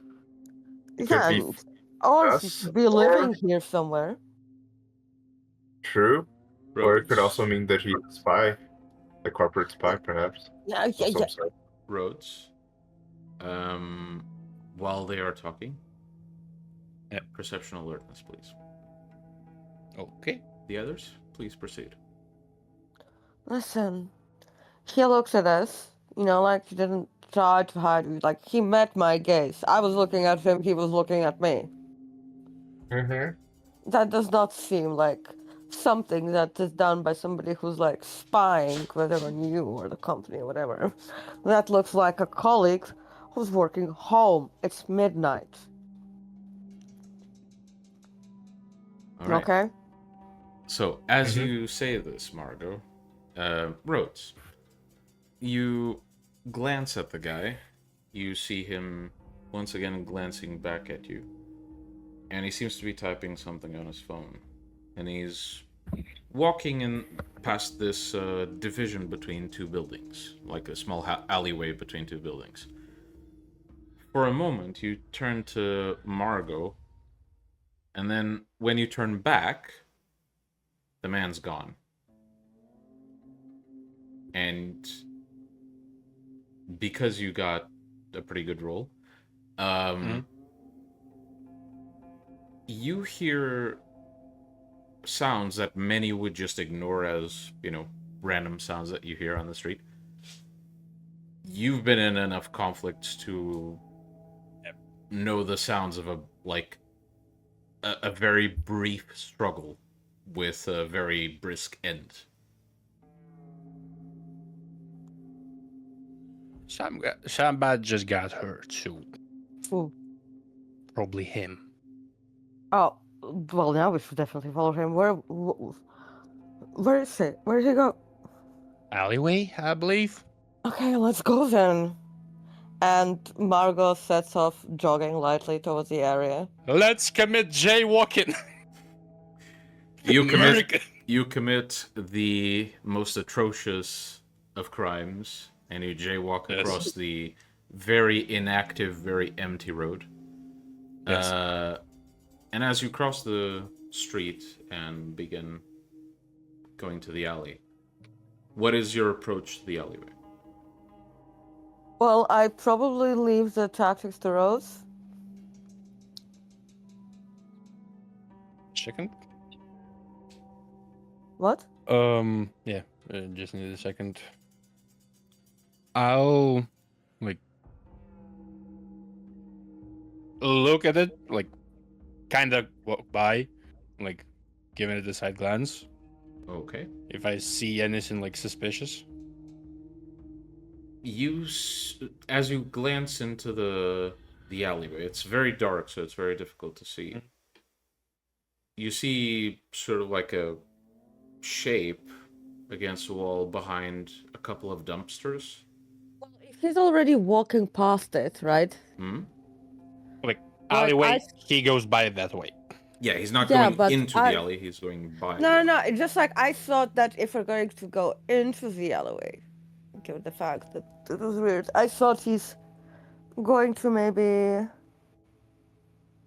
that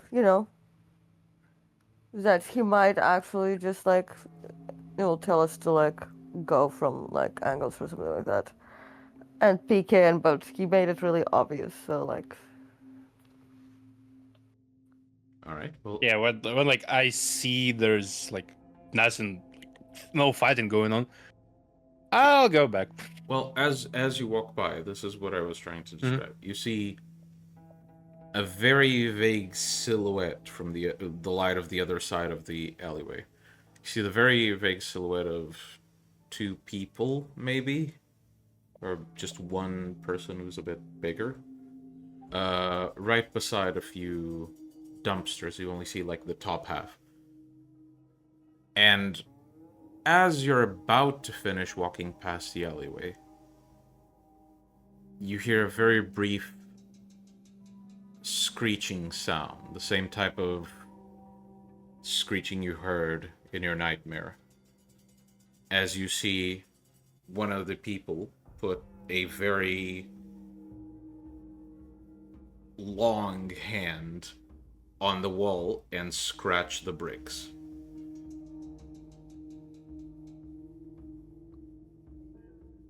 do I hear the screechings? Yes. Yeah, I'm taking my gun and I'm pointing the light into the alleyway. Yeah. You point your light into the alleyway? Yes, I have the light on my hand, like for gun, like for Mhm. pointing guns and.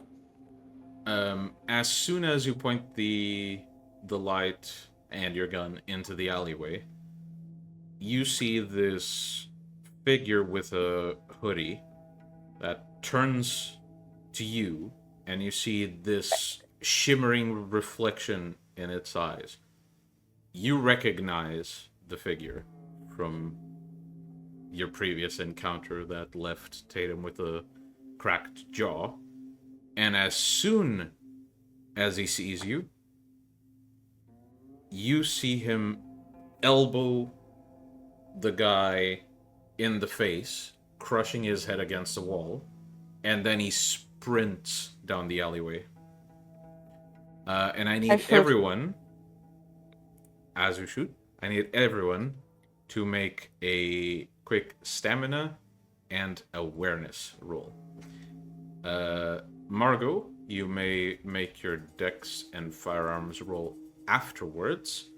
If you get Stamina and awareness? yes, I have no awareness.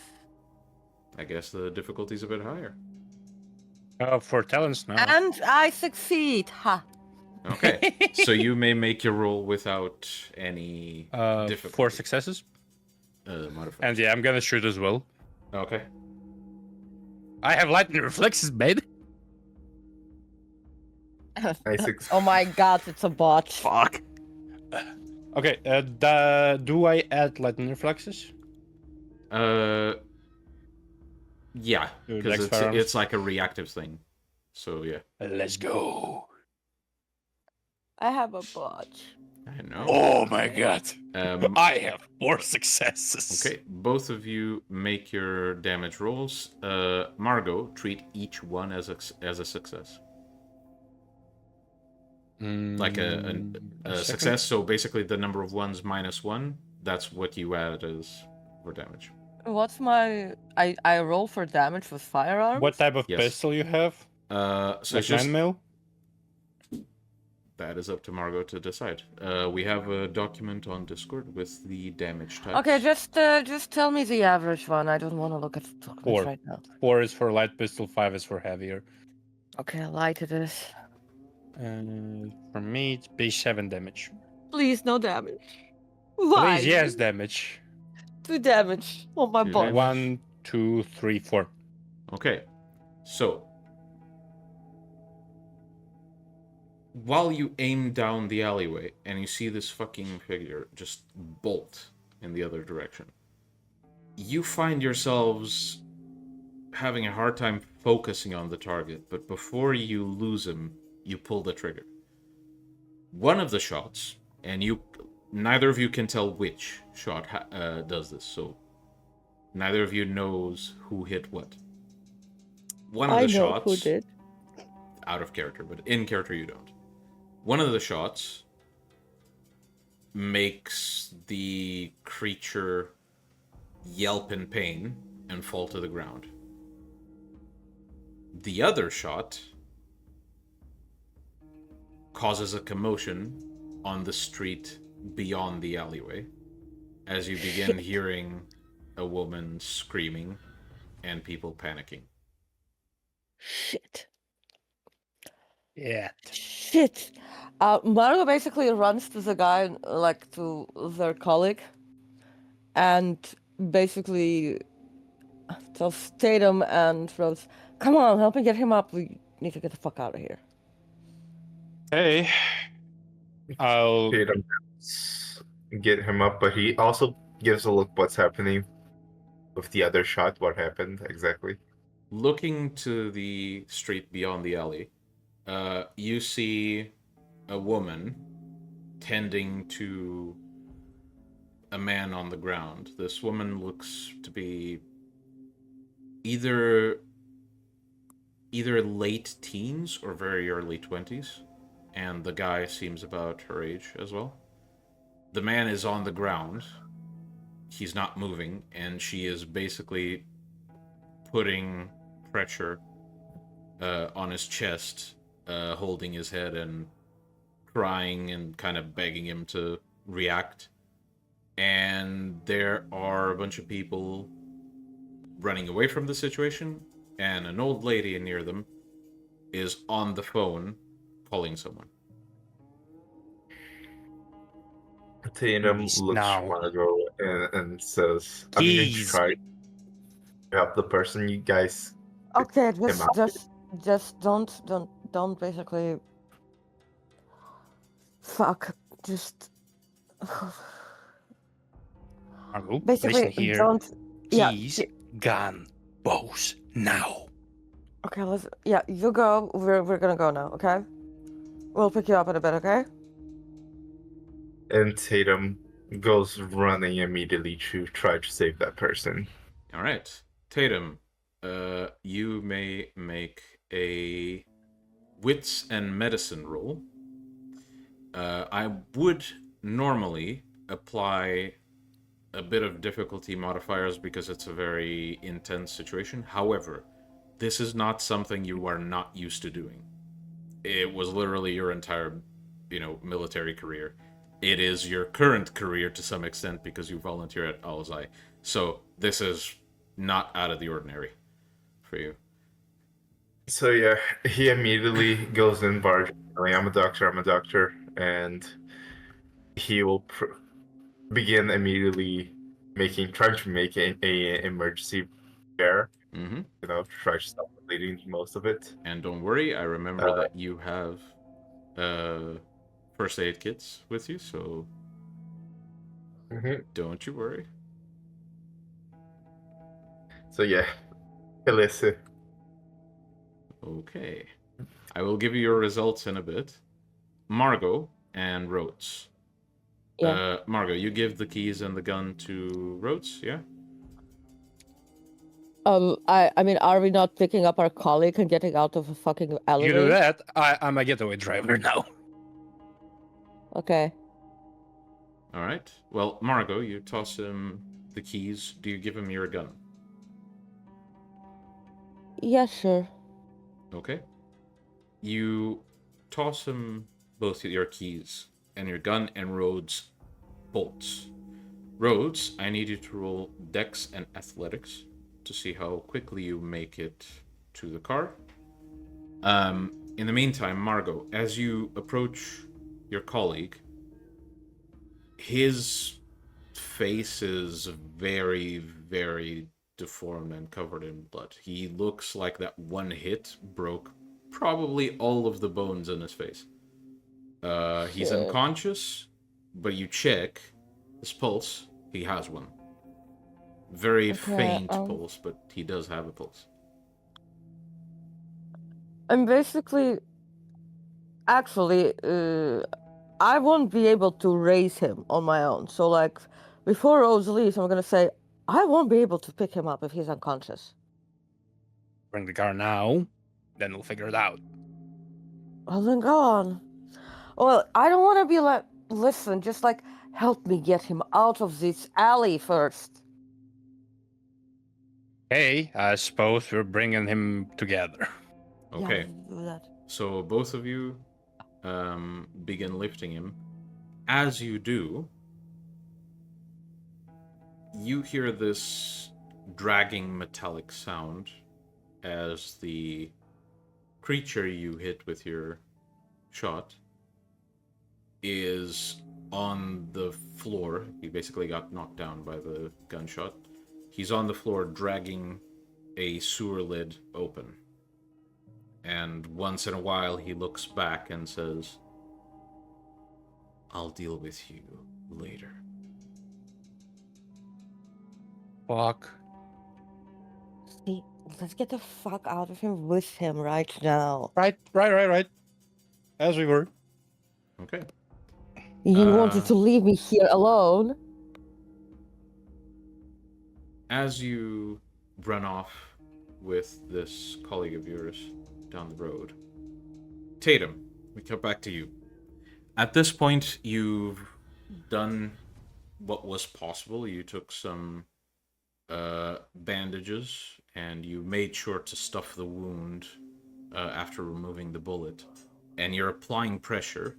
And you asked the woman to essentially keep track of his pulse. She's nervous and a bit shocked, but she's following your instructions. Your hands are covered in his blood. The situation is not looking good. Every time you think you have the situation under control, he shifts a bit, and that's all it takes, and you feel a spew of blood hitting your hand, and you reapply pressure. And then you start hearing sirens approaching in the distance. Do you stay or do you leave? And do you keep the bullet?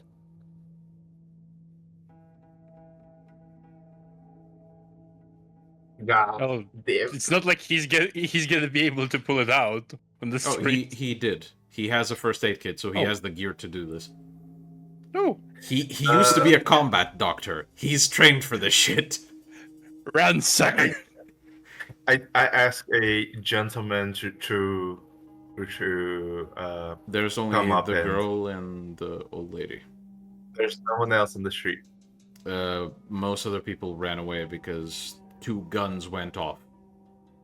And they don't want to get Oh, shot. 2 shots. Sure. My question is, what is his chances of survival if I leave? If someone keeps pressure on the wound, he's likely to survive if the ambulance that shows up takes good care of him. If they know what they're doing, which you kind of have to trust. You've seen soldiers survive the same shit in the middle of a battlefield if you took care of them as best you could. So it's not impossible that he'll survive. That said, he's not a soldier, so he's not like very extremely physically fit. He's not like he looks a bit out of shape. It's a bit of a... There's a serious chance he'll die, but there's also a chance he'll live.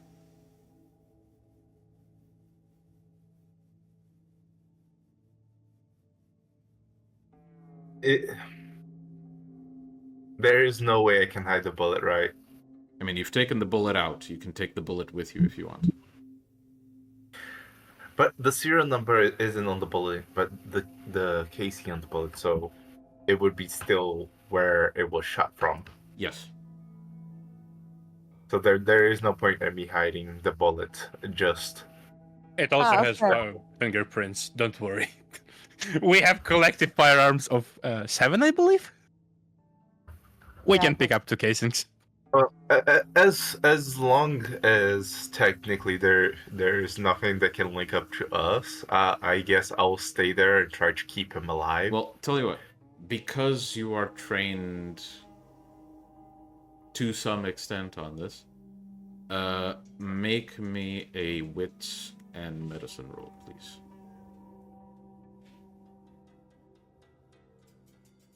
I will use the willpower on this. I'm gonna just say Okay. that much.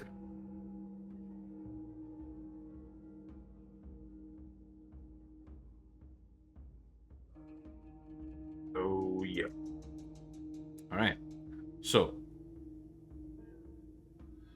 That's at least 3 successes. as soon as the guns went off and you saw that the civilian was hit, your brain immediately went into work mode, like the same mindset you had back in the field, and you take care of him as best you can.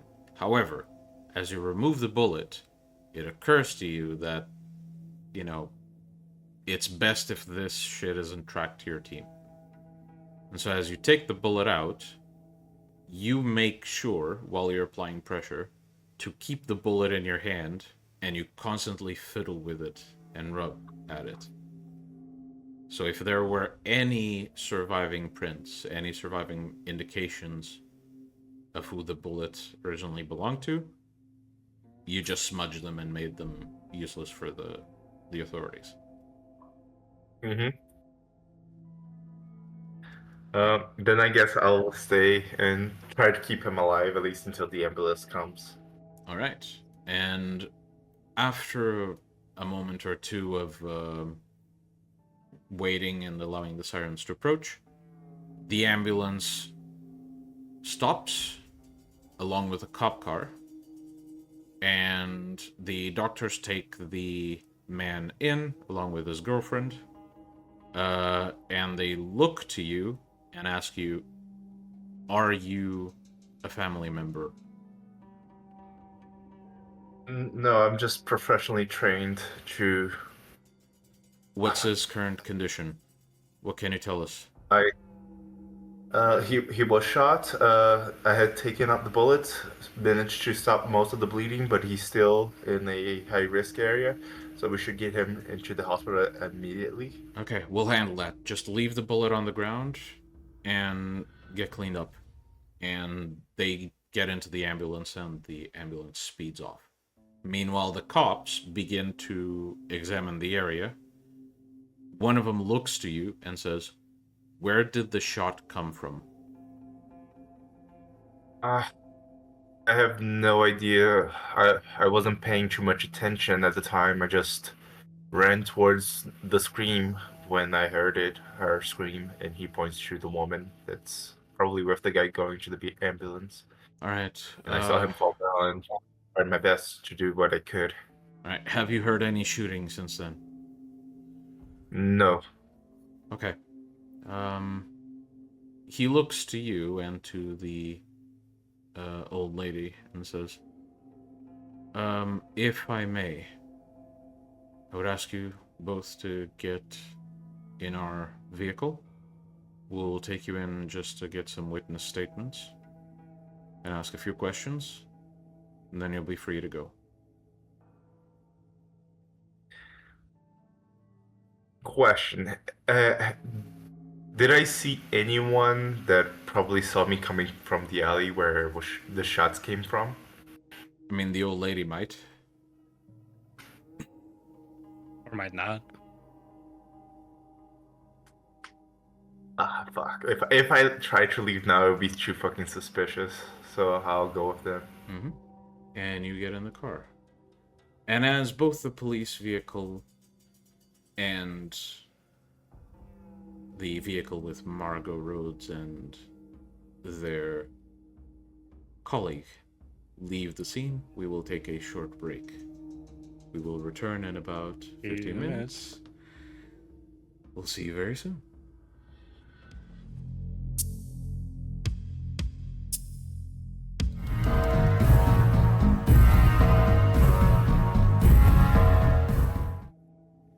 Welcome back. We join Tatum as he finishes giving his statement to the police, and the policeman sitting with him, taking notes, looks to him and says, "So you really didn't see anything?" Like I said before, the only thing I saw was that man on the ground, and I went to help him immediately. I did not pay attention to anything else other than that. Okay. Wait here a moment. Be right back. The woman flips the notebook shut, gets up, and leaves the room. And shortly after, she enters the room and says, you're free to go, sir. However, don't leave town. We have to open a murder investigation now." What do you mean murder? He did not make it. I'm sorry to say. Tatum looks slightly shocked, but not, that surprised. Like he was perhaps expecting it, but he does look very frustrated. I see. Very well, I'll stay in town. Keep in Of course. touch if you guys call me or need anything else. We'll reach out. Try to get some rest. It's been a long day. Yeah, It's been quite a long day. And as you begin leaving, walking past her, you make your way out of the police station through the lobby, and as you do so, you see the old lady sitting in one of the waiting chairs on the phone with someone, kind of talking with a bit of a sad expression. And at one point, I would like you to roll perception and empathy to see if you notice this. Motives does not apply, but attentive does. yes.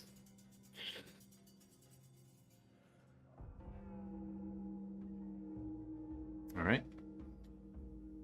As you leave police station, you notice that one of the cops at the front desk seems to have his eyes basically locked onto you. Every time you notice him, he kind of looks away. He looks like he's way more interested in you than he should. Okay, this is not a good sign. By the way, did they take my phone or anything along those lines? No, they allowed you to keep your stuff. You're there to give a witness statement, not really a... You weren't being interrogated or anything. You weren't under arrest, so you got to keep your stuff. Mm-hmm. During that time, was the old lady like family to the guy or something? Or was she just a bystander? She was a bystander, from what you could tell. Okay, then I will take my leave, and I will slowly start walking in a random direction towards the center of the city. All right. I will also make sure that I'm not being followed by any chance or anyone. All right. Kindly roll me perception and alertness, please.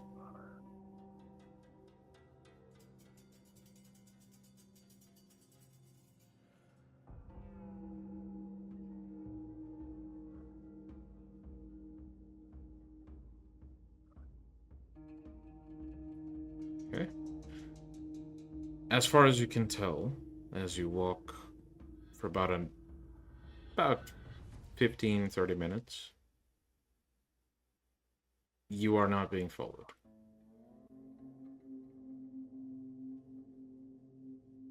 Tatum will send a message to Margo saying where he is, telling her to pick him up somewhere nearby. Okay. They have to talk. Right. I mean, how much time has passed since then? A few hours. You've already Okay, delivered well... the worker to Alzai. I would assume that's where you're taking him. Uh-huh. Yeah. And you're allowed to tell me what you did otherwise. Well, we would have, like, reported what happened to somebody. Mm-hmm. Maybe Kian? Probably disposed of. Probably cases as well. you'd manage to reach one of his, like one of the people under him. But you wouldn't be able to, like, reach Kian specifically right now. Uh-huh.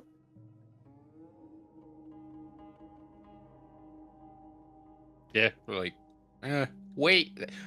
Biggest concern is disposing of casings. Yeah, well, I would assume that you took them when you left, so Rhodes is enough, like, it has enough experience about this shit that Yeah. He done let Mother the sells fucking sword. workers of the government corrupt his goddamn country.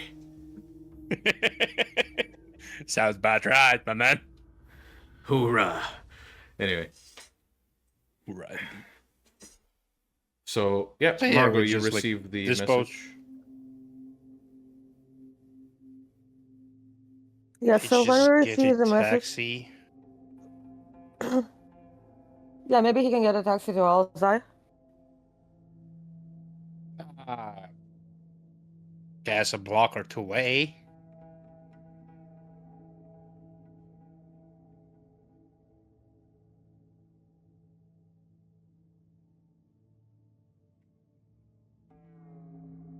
I believe you don't really have much experience in shooting in the field, right? I have plenty. Look, we don't know who's the one who hit us. Who hit Yeah, the guy. Like, but honestly, it's yeah, look. Miguel did say we don't know whose bullet hit the guy. In character, So- neither of you know. yeah, but like Rhodes is ex-marine. He So- doesn't know her military background. Very true. Rhodes might make the assumption, but for sure, he No, does not know. he's not blaming. He's asking if she had like a lot of experience shooting in the field. Plenty of experience shooting, okay? I'm very confident in my knowledge. It's gonna I ain't blaming you. sounds like it. Not really. I'm asking if you. Listen, Regardless, we just gotta be more careful. Both of us. obviously. And that fucker wasn't supposed to go into the fucking sewer. Well, that's where he will hunt you first. People don't really get up from getting shot by 9mm. Well, I suppose. Like he just gets his gun out, pulls the slide back, and like the bullet's yay big. That packs a fucking punch. I suppose.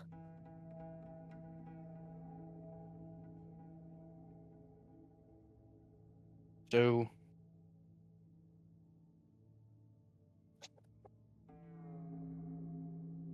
Yeah. Yep.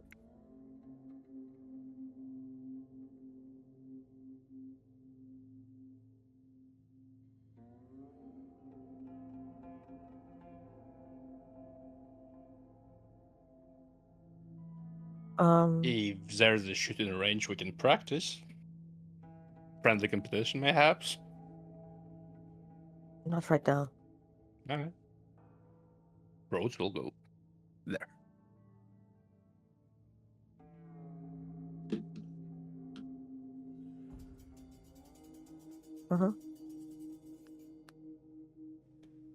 I realized OBS wasn't recording my mic. But that's fine. So yes, Margo is in the lab. Rhodes is in the shooting range. Eventually, Tatum makes his way to Alzai. Walking in through the front door, you approach the front desk at the lobby as the woman looks up to you and says, "Mr. Tatum, I believe Mr. Kean has requested you and your team to join him in the office you've been assigned. If you could get your team together." Tatum grabs his phone and quickly sends a text to both of them saying he wants to talk to us. Meet us at that room again.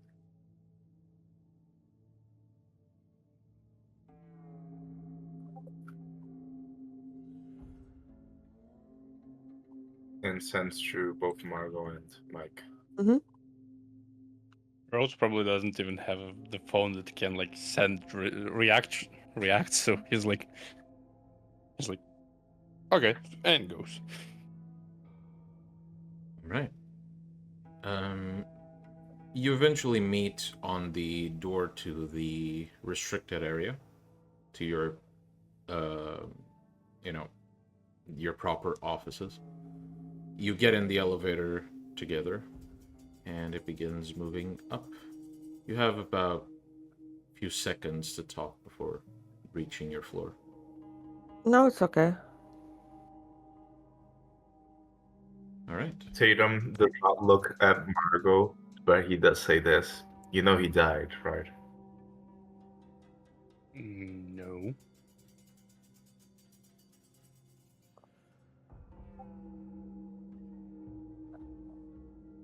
You better not mess up or other people could get. Why are hurt. you looking at me again? Tatum is saying, well, not looking at you. Okay, you just said that. She said that to Margo. I assumed Yeah. he was looking more like to both of us. Okay. Mm-hmm. Okay. Well, if he's talking to both of us, Margo's like, obviously. The elevator stops, and the doors slide open. You see the door to your office up ahead.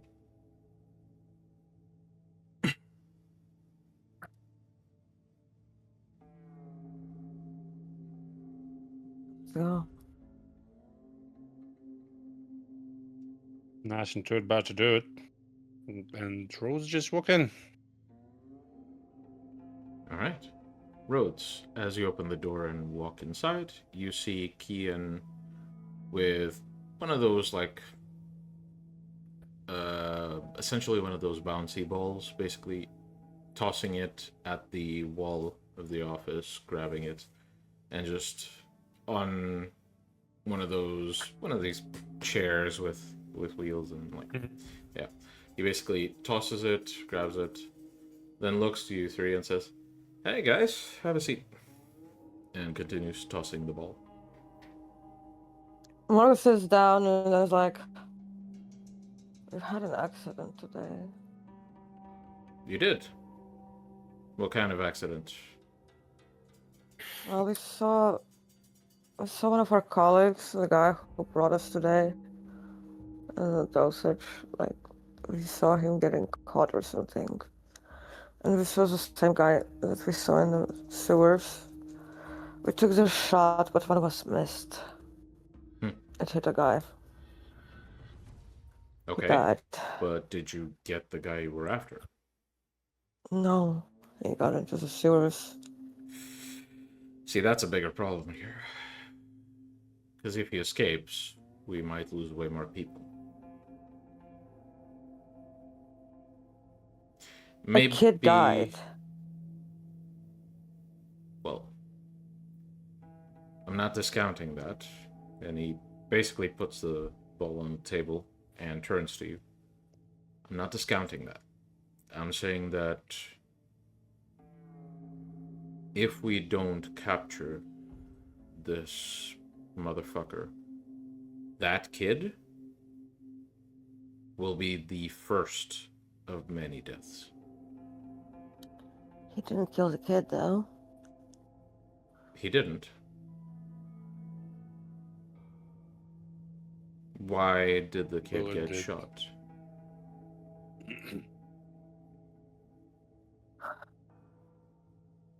Why did he go after our colleague? The short guy. And is he okay? Like, he looked like most of his face was broken. He'll be fine. Don't worry. We got him on some of the same stimulants you took, so he should be up and about this afternoon.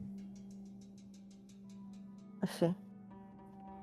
I am more concerned about the fact of his state, which, you know, it was normal a few seconds ago, and then we heard a scream, and then his face was smashed in, which is very fucking weird. I saw the guy's face. Someone Like, using steroids, they no, can't look, do that edge. Tatum, do you remember getting smacked by this guy? Yeah, he fucking elbowed him in the face.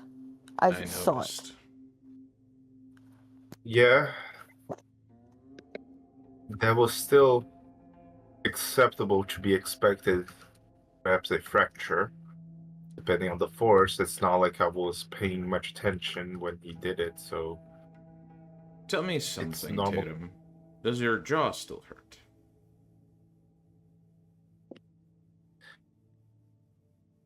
Tatum kind of moves his jaw around. Does it still hurt? No, not at all. It's not even swollen anymore. No. It's almost like those stimulants I gave you were given for a reason.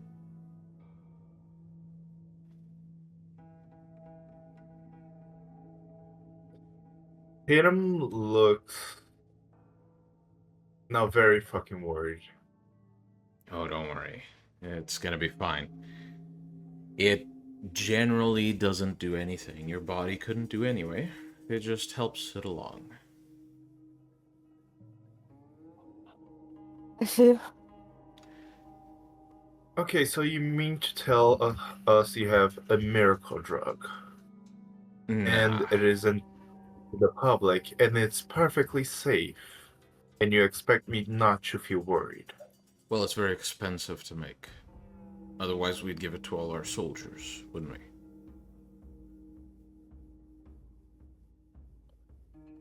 How expensive? Let's say... How much do you make a month, on average? You know how much it might come on for just recently. Yeah. Imagine if you had to invest a year of your salary to get 3 dosages of this. I see. That's a lot. It is. And we offered each of you 3 dosages. Just because Rhodes decided not to take it doesn't mean it wasn't expensive. Those dosages Rhodes decided not to take are going to someone else.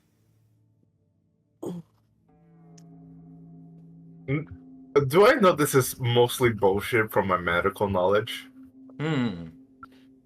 You may roll int and medicine to see if you can kind of guess. However, if you want to know if he's showing any physical signs of lying, you can roll perception empathy, or if you got dots in finance, intelligence finance. Why now? Nope. Mm. And I didn't have empathy as well, so. I don't even roll. I'm way too indoctrinated. Yeah, I was just checking, like, as a player. Intelligence medicine. Sorry, Tatum, repeat, please. Intelligence medicine. Intelligence medicine. Okay, so you know that medications, no matter how life-saving they are, once you know how to make it, you can create circumstances that make it dirt cheap to make. That goes for most medications nowadays. Usually the reason why medication costs more, especially in America, is because the price is inflated artificially. Because if it can make money, people will want to make money off of it.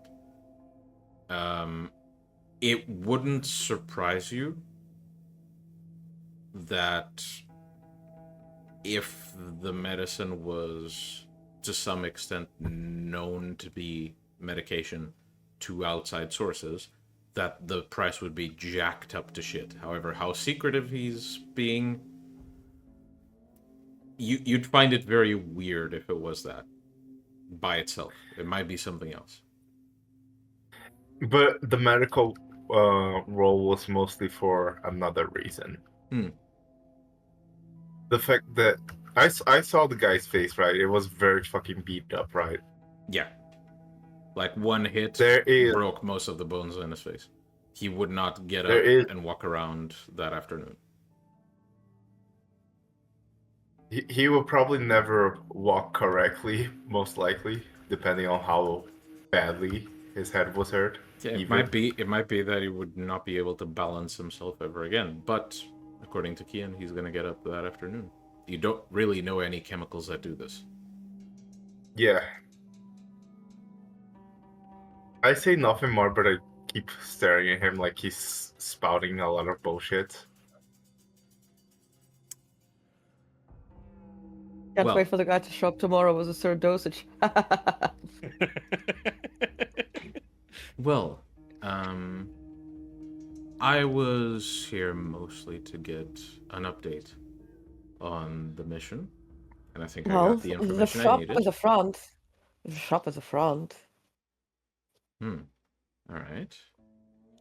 What else? Like, there's dust everywhere. The website said the shop is closed, but we walked inside, which means we're doing some business and expecting some customers. But all the products are, like, severely outdated. And, like, the current owner, by the way, is so sporadically active. Usually only when there's, like, shit going down. Like the drug epidemic, this whole Santa Monica shit show. Like when the nuclear plant, that's when he's actually active on forums. He goes online and he's like, hey, do you think this is like the government doing or something like that? And then otherwise he's not active. And just recently he said the shop is temporarily closed, but we walked in fine. Rose bought something, but then he said there was no money in the fucking cash machine or anything. So definitely a front. Okay. This is good information. You guys have done well. We didn't expect to see that freak there, though. I don't think he expected you to see him either. Well, I mean, we didn't expect to see the short guy, whatever his name is. We just heard the commotion. Tatum, can you do me a favor? Yeah? Go to the infirmary, check on your colleague.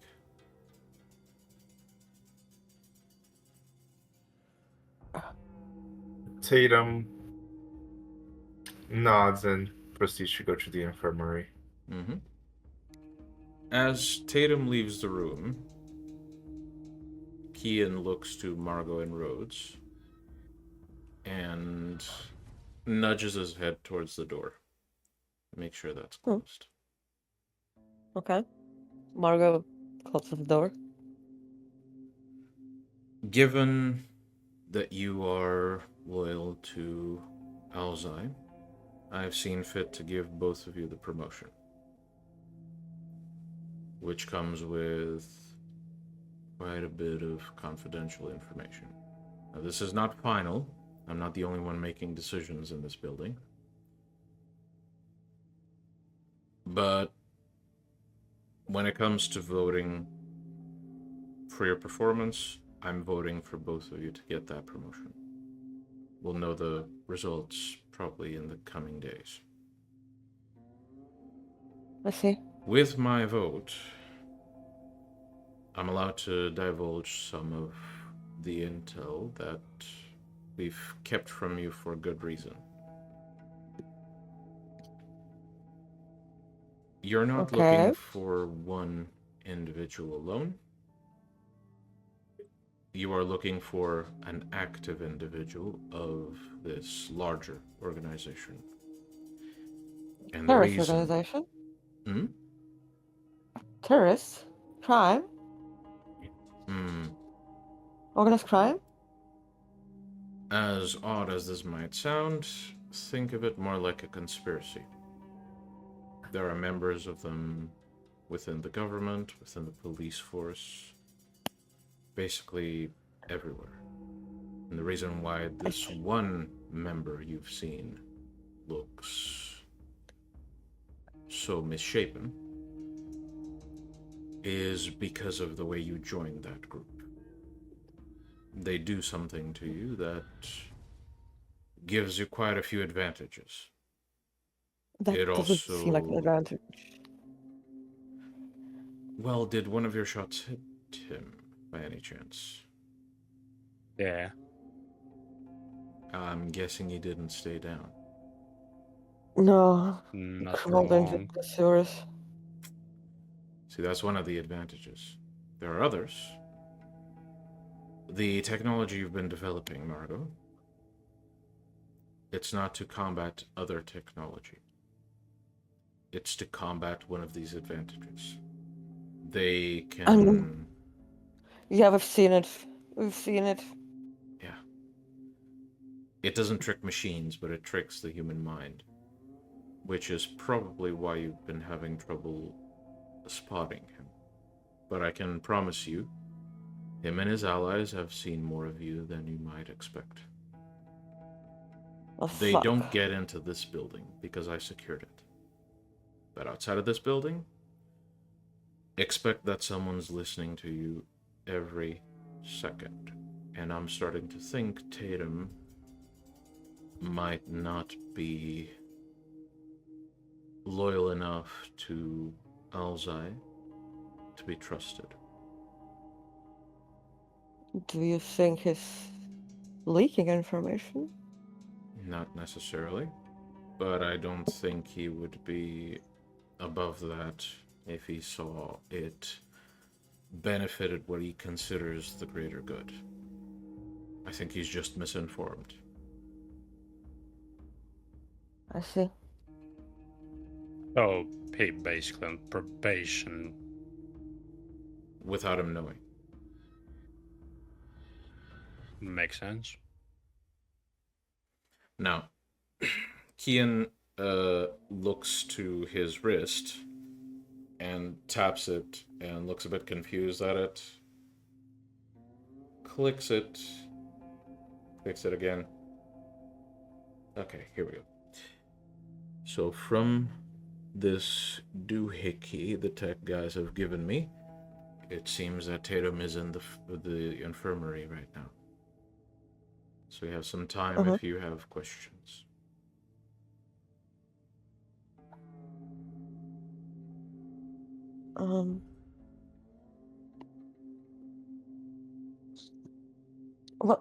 What happened with that hard drive? Am I gonna get... We decoded it, Access.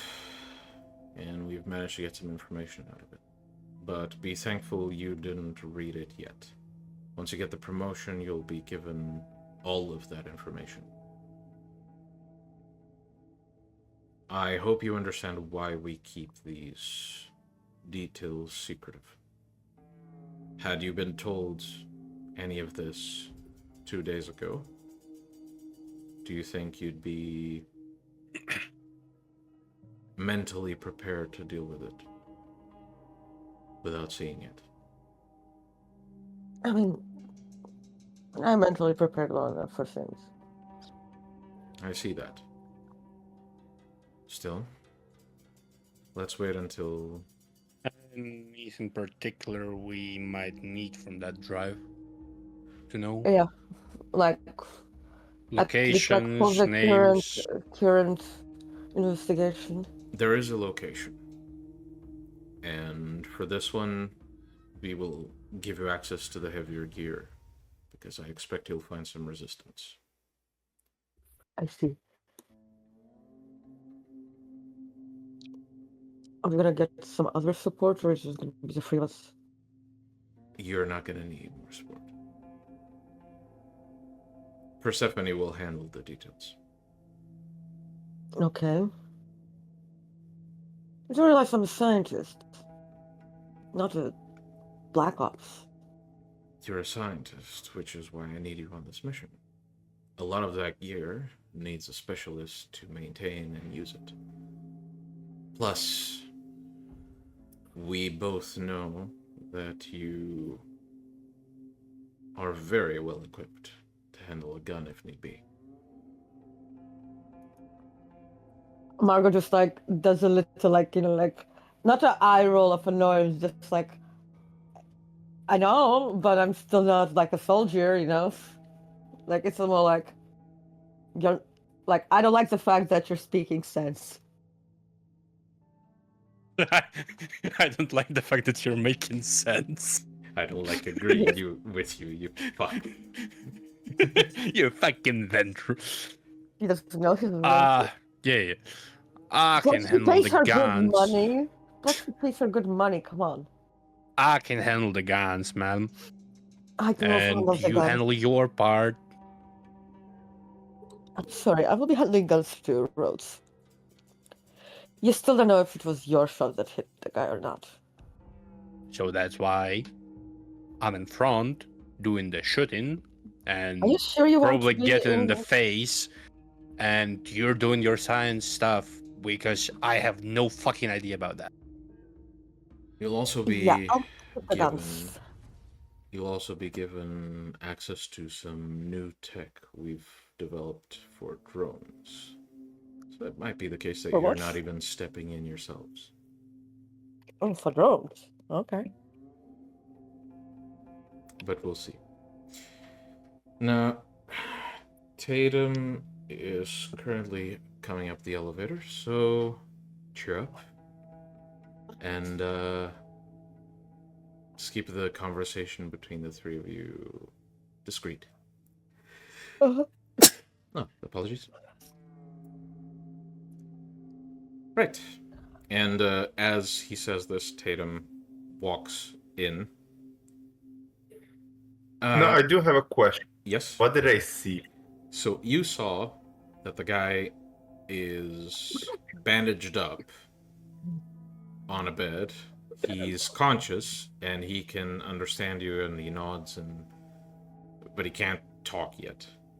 He doesn't look like he's gonna get up anytime soon. Right. I see.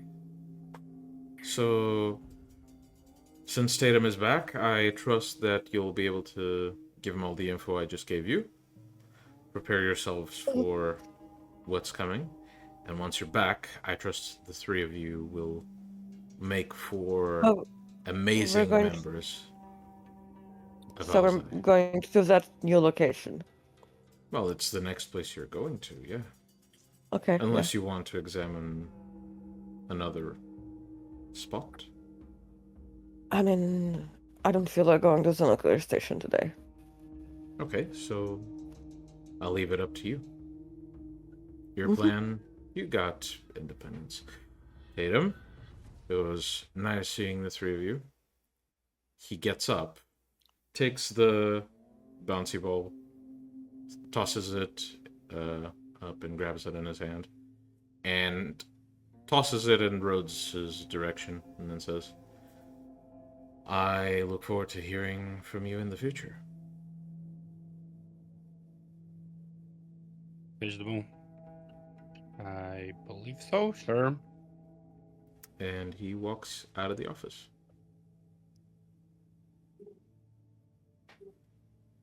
Right then, there was like a new location, unencrypted from the drive.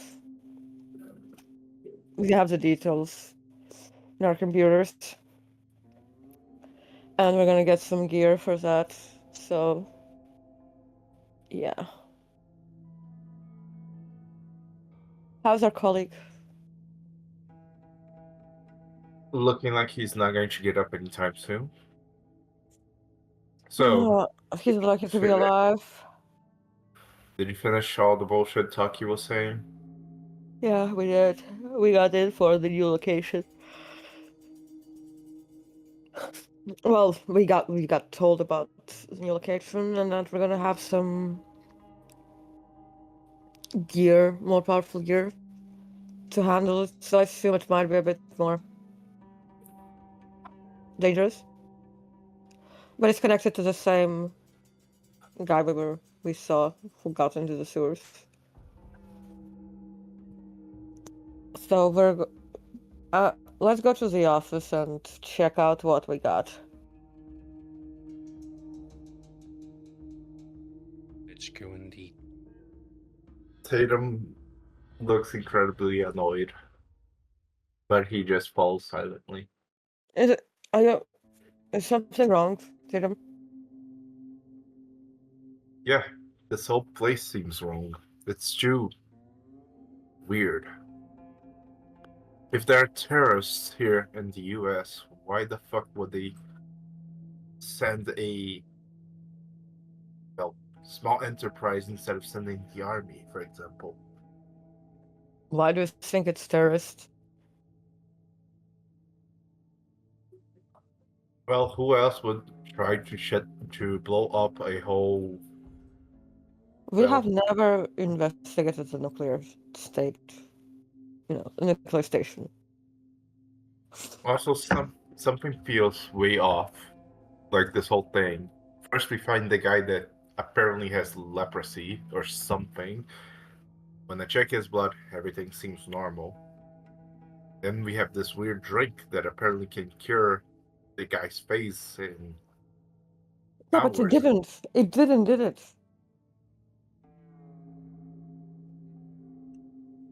I have no idea. Like you just said it yourself. He looks like he's not getting up soon. I'm sure whatever Kian said was a hyperbole. Like, sure, you got like a swollen face, but swellings can go down quicker if you've got like with a faster metabolism, like with the right meds, etc. Like, I can understand what you had healing quicker. Also, it seems like they have eyes everywhere. I mean, hell, I was being watched in the police station.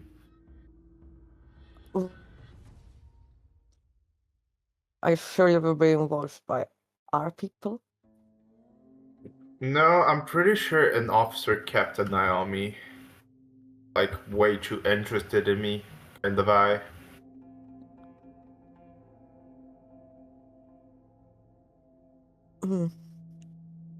Yeah, but okay, Tatum, are you not from? You're in STEM. You studied STEM, right? You studied STEM. You have an actual degree. You studied science, okay? What you're doing right now, you're pulling things. You're basically like pushing facts to make a fucking theory without actual proof. And This we is are not just scientific. No, it's not fine. But I'm sorry. someone that we don't know what his motives are. I'm not fine with that dude who apparently stalking us. And our colleague got hurt today because of that. What do you mean stalking us? Oh, well, do you think, like, the guy, like, on accident showed up where we were, investigating, like, a shop, which is the front? Well, aren't you more interested to why that guy was there to begin with? Our colleague? Like I said, he might have gone home. Yeah, right. How about we dig into that information then? Listen, going you home, can go and chase up Kian and ask why the colleague was there. Was he spying on us? You can go do that. Like I said, if he was spying on us, this is a mercenary company. If he was spying on us, we would have never known.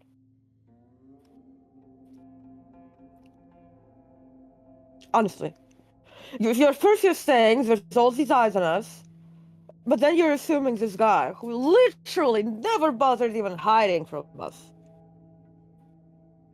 was there to spy on us. Do you not see how illogical that is?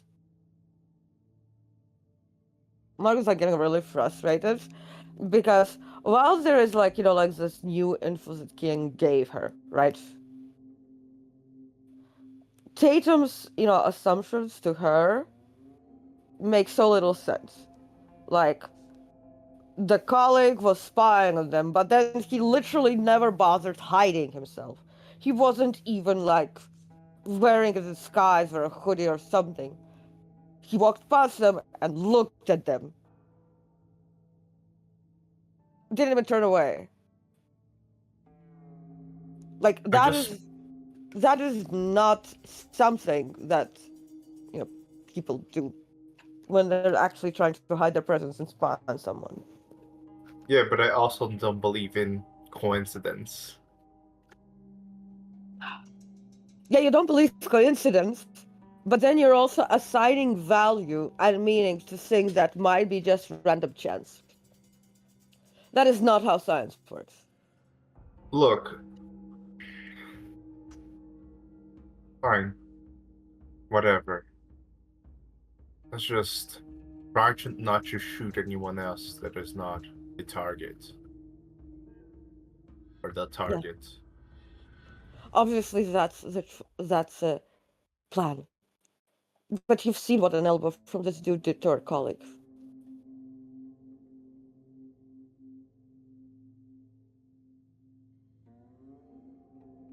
Now, are we done here? Can we go and investigate, with the new information? Sure, whatever. Look, I'm just as upset about the kid as you are. I just don't like being kept in the dark. Last time that happened, it doesn't really matter. Not like it affected you guys at all. So let's just go and do whatever business we need to do tonight. We have this location. Let's see it. Well, Margo starts walking to the secure zone. Right. And once there, she's going to ask Persephone to reveal all information about the location as well as what new tech that they get. So you see that as soon as you say Persephone's name, the screen in the room, that symbol pops up in the corner, and there's the Persephone icon. Seems she's listening in. What is the question you ask? We've been given information about a new location that we're meant to investigate. Can you please, that is relevant to our investigation. Can you please provide all the details about that?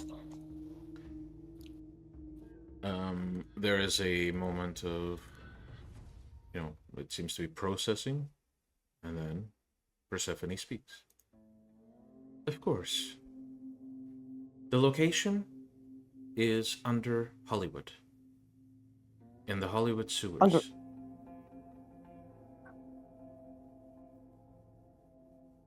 Okay, anything else? It is an unregistered section of the Hollywood sewers, not even within the public workers' maps. The location seems to be heavily guarded, even though... Guarded? Yes, guarded. By whom? From the information we've managed to recover with some of our recon tech, there is at least one camera looking out, along with a remotely controlled weapon. I see.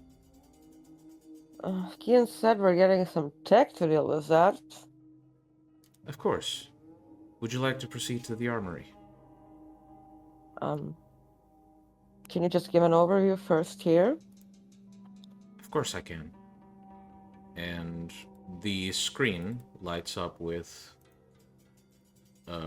essentially the display moves, and you see a live feed of the armory. You see a few drawers open up, and as each drawer opens up and lights up and shows you... Okay, when she does that, Yep. I say, okay, we'll go to the armory. Never mind. I just thought you were gonna give us, what's the battle plan and so on here.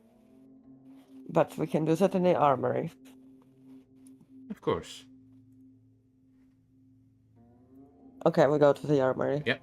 And as you enter the armory, the displays are already open with very, like, essentially lit up areas, specifically with the gear you've been allowed to acquire. You see that among that gear is that large exosuit that Rhodes was ogling in the previous visit. Rose, I think your favorite toy is up for grabs.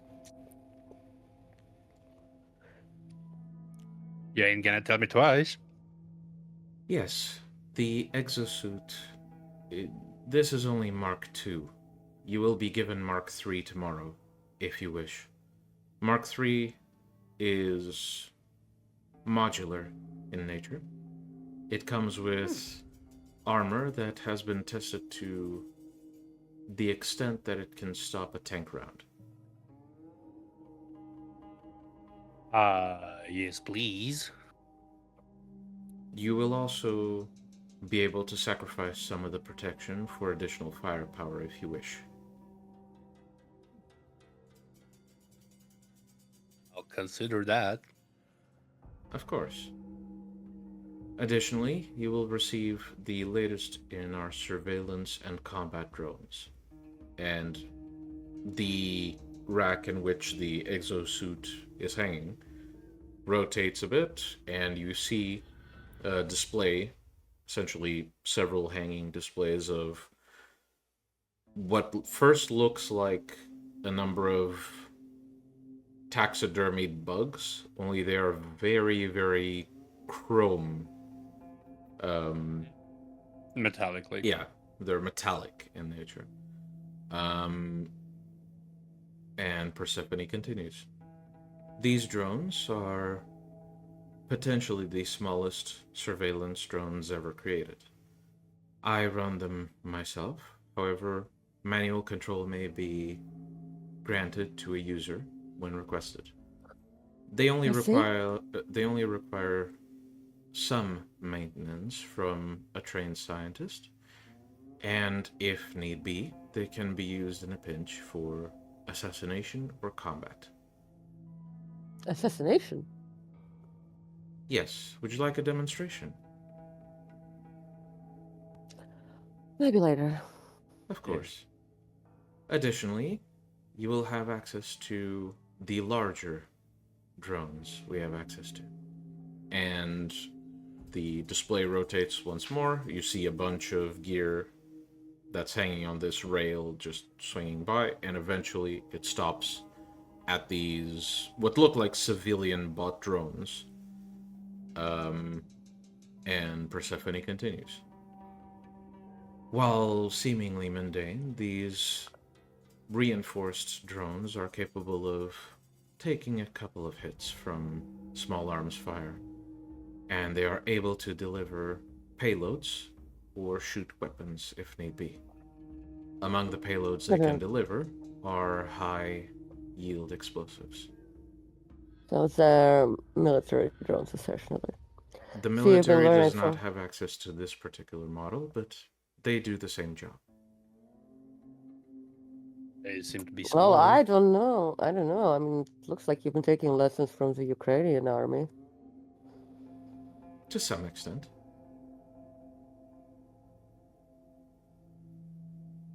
Are these manual or?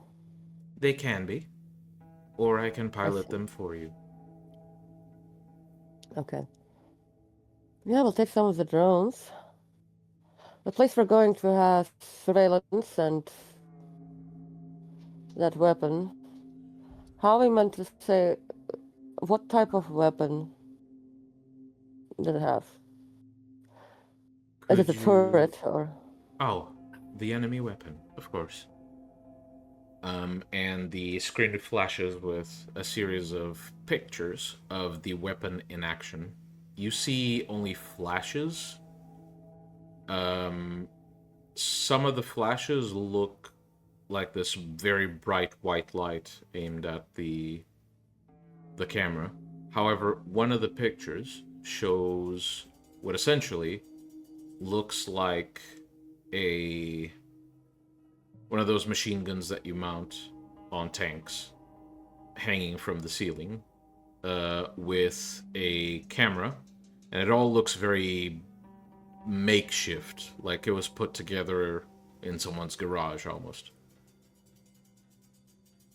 I see. I suppose we could probably use the tiny drones to fuck. We use the tiny drones to fuck up the camera of the drone, of the enemy weapon. Potentially. However, with the delay I have operating them from here, I would not be able to do that myself. Okay, so Can we I could do it. operate smaller drones? You can. Yes, we can. So that's our problem solved. Okay. Any other cameras in that area? We have never been able to proceed further than this location. Well, that's concerning. We If have them also small never drones sent... can do recon, we are safe-ish. Okay. Well then, yeah, let's try and handle most of it with the drones, and I guess you'll be our tank, literally. Rose, wearing the exosuit and what not. More like APC. What? APC, armored personal carrier. Do be aware, Mr. Rhodes. While wearing the exosuit, you will be unable to operate much of the machinery I've just demonstrated. Would I be able to operate a gun? If it is mounted on the suit, yes. Or if you choose to go without hand Somewhat protection. lighter. We can... How much time do I need to, like, put the gloves on or whatever the fuck that will be? To put them on, I would do it for you. To take them off, all you would need to do is press one button within the suit. They would fall off instantly. That sounds like a straightforward deal. Very well. Armored personal carrier that be. Right, and any other gear? There is some gear. However, for you to obtain it, you would need to request it. If there is something you would like to handle, an obstacle, I can diagnose whatever information you give me and recommend something that might help. Any other medical Unfortunately, equipment? our medical department has not developed as far as our military one. Oh, probably. Maybe, like, given the fact how hard that guy hits and the weapons.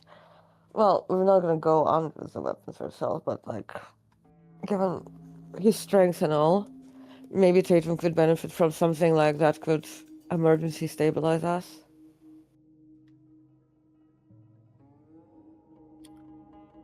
I To this, am not comfortable To this, around the weapon. To this, I would answer with a question. Have the three of you been taking the supplements you were offered? Rhodes hasn't. Agent Rhodes will need to be careful with how much damage he takes. Both Miss Margo and Mr. Tatum are free to receive some quite hindering hits and still survive. Darling, that ain't a good medical advice. But be real. Avoidance is always preferable. That sounds better. But hey, carrying the wearing the exosuit. You win some, you lose some.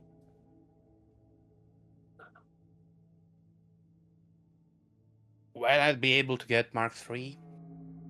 Tomorrow. It is currently Oh. being printed. Time-wise. Noon, morning, evening, night. Before the evening. That works for me.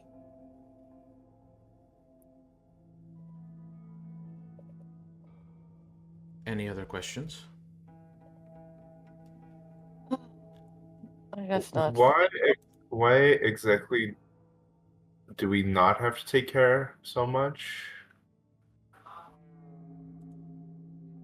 Because we took the dosage? It doesn't make medical sense. If it's just supposed to be an energizer, whatnot, or a hence performer. When Margo quickly excuses herself, and says she'll be right back, and she's gonna go to the lab, right? Her lab, and take a small scalpel, and do a small cut on her, like, wrist or something. Okay. You cut your wrist. The cut seems to be quite normal. However, you do notice that as the blood begins to pool, it almost instantly stops. You don't even get a blood drop to fall. Mm-hmm.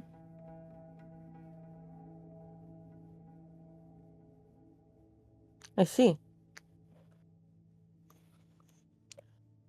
She takes it and goes back to the room. Like, she takes a new scalpel, by the way. Goes back to the room and asks Tatum, give me your hand. By the way, Margo, you notice as you extend your hand to ask for his, the cut is no longer there. Yeah.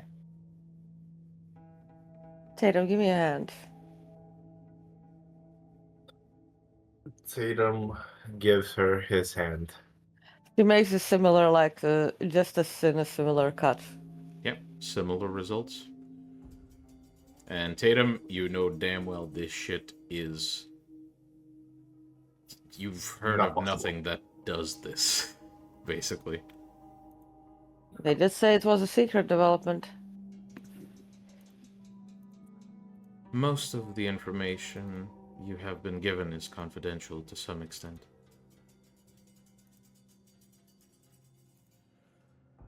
Tatum just needed a small demonstration.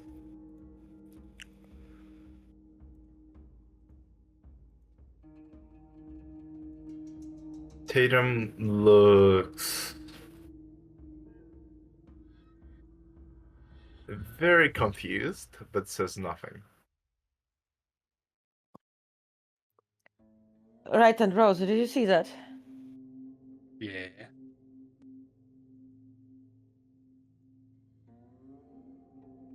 I'm sorry, man, but I still ain't taking stimulants. I'm sorry.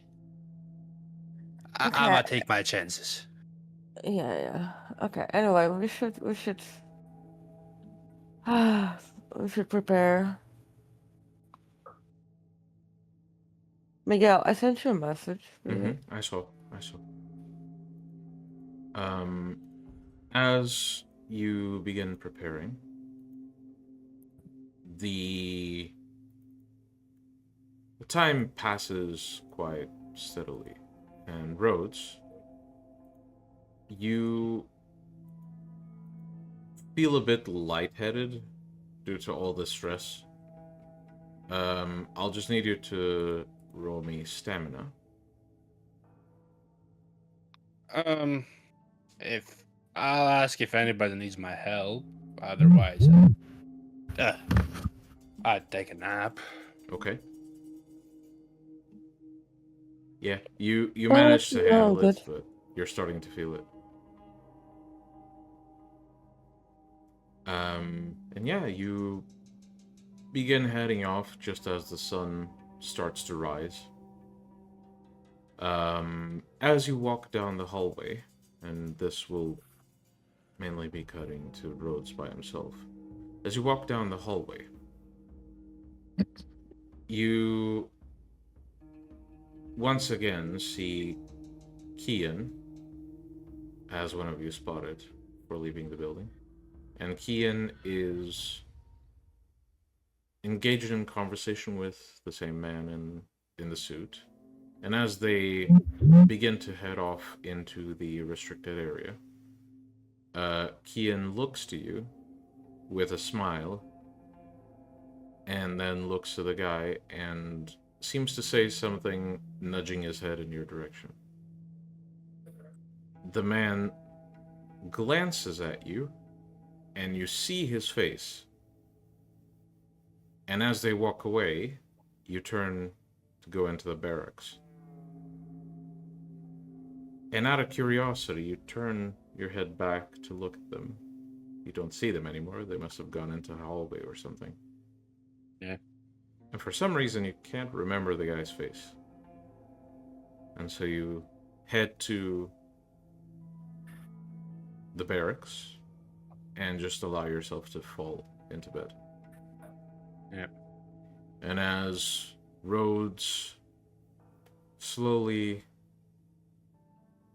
goes to sleep, we will end this week's session. Thank you everyone for watching. Thank you to everyone who spoke in chat. I hope you guys enjoyed.